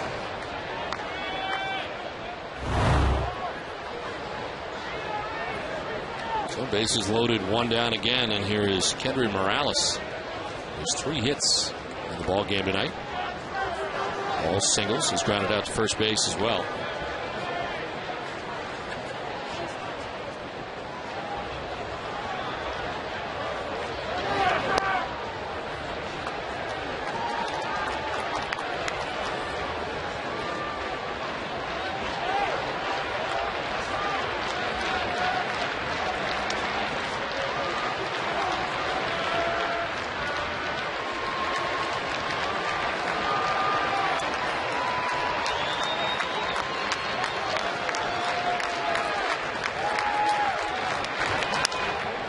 Ball to right field. Van Every going back to make the catch. His second out is tagging as everybody. Everybody will move up, including the run scoring. And it's now 17-6.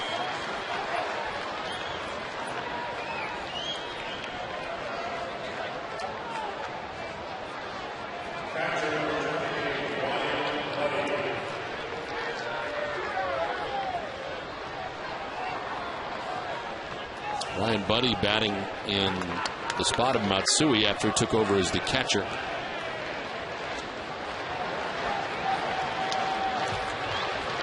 Two outs in the 9th. Red Sox on top 17-6. Second and third for the Angels.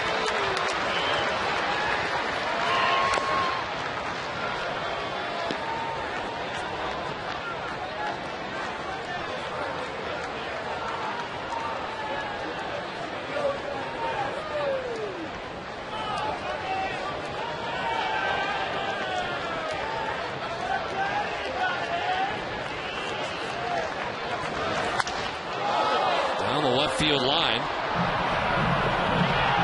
And a fair ball. This will play both runners, as in is Abreu and Willits. It is a 2-run double for Ryan Buddy. It's now 17-8 as the Angels put together a 4-run 9th inning so far off Schoenweiss.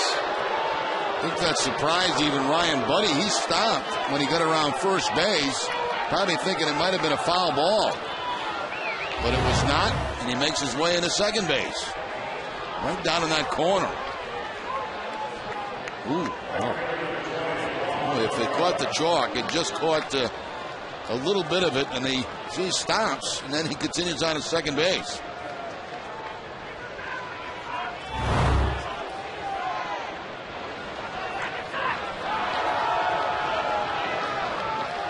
On Rivera batting with 2 outs in the inning, and Buddy at second base. Ball 1. I think Martinez got crossed up on that man at second base, not together on their signs. You'll see Martinez kind of scramble to his right. Blocks the ball actually with the shin guard.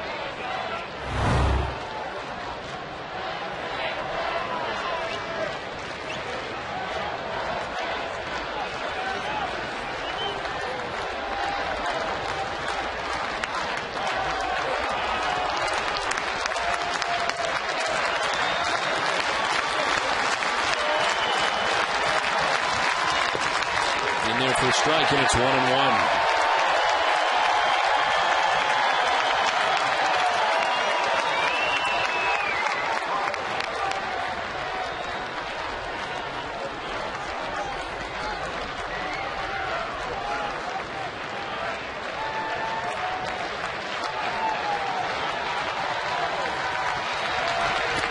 In the dirt, 2-1.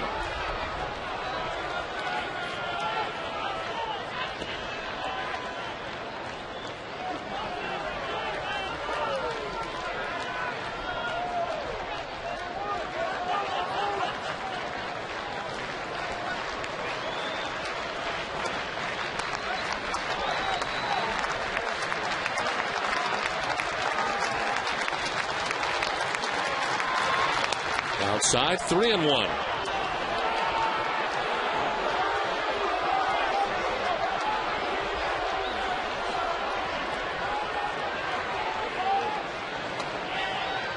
Angels have put together a 4-run 9th inning so far.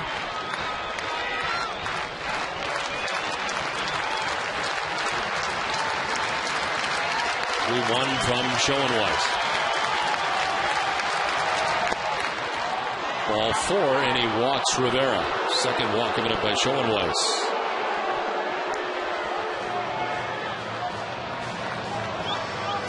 About to fade his 9th batter here in the 9th inning.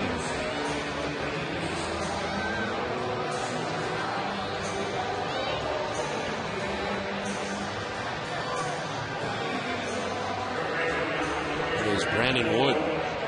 They flied out to the warning track at left field in the 8th inning. His first at bat.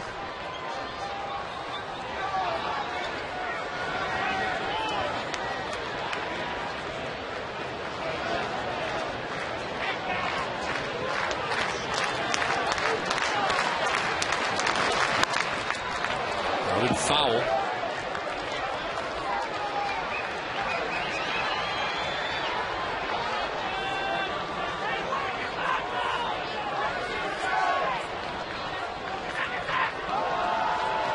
First and second, 2 down in the 9th inning for the Angels.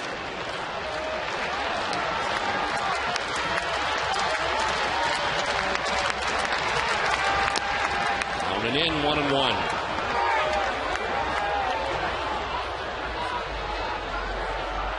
First thing Terry Francona wants to do is have to get somebody else up. Bullpen worked very hard in that series down in Baltimore.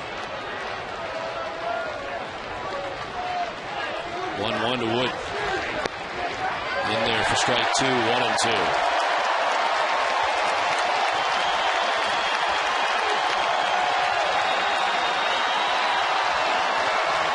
One ball, 2 strikes, 2 down in the 9th.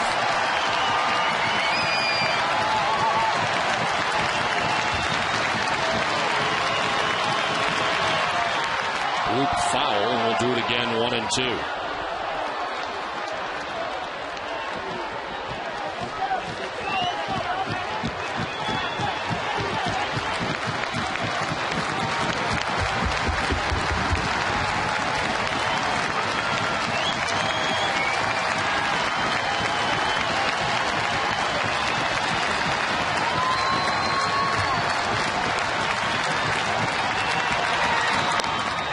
strike three call. Red Sox win 17-8. And Charius appears to be exactly what the Red Sox needed here in this first game of the homestand as they come up with 17 runs on 20 hits. Well, they did. It took a lot of pressure off them beginning all those runs. It makes things look a lot easier. There's no question about that. And you get you got Mike Lowell with a big night, J.D. Drew with a big night, Adrian Beltre gets his first home run, Pedroia another home run, Bill Hall gets a home run.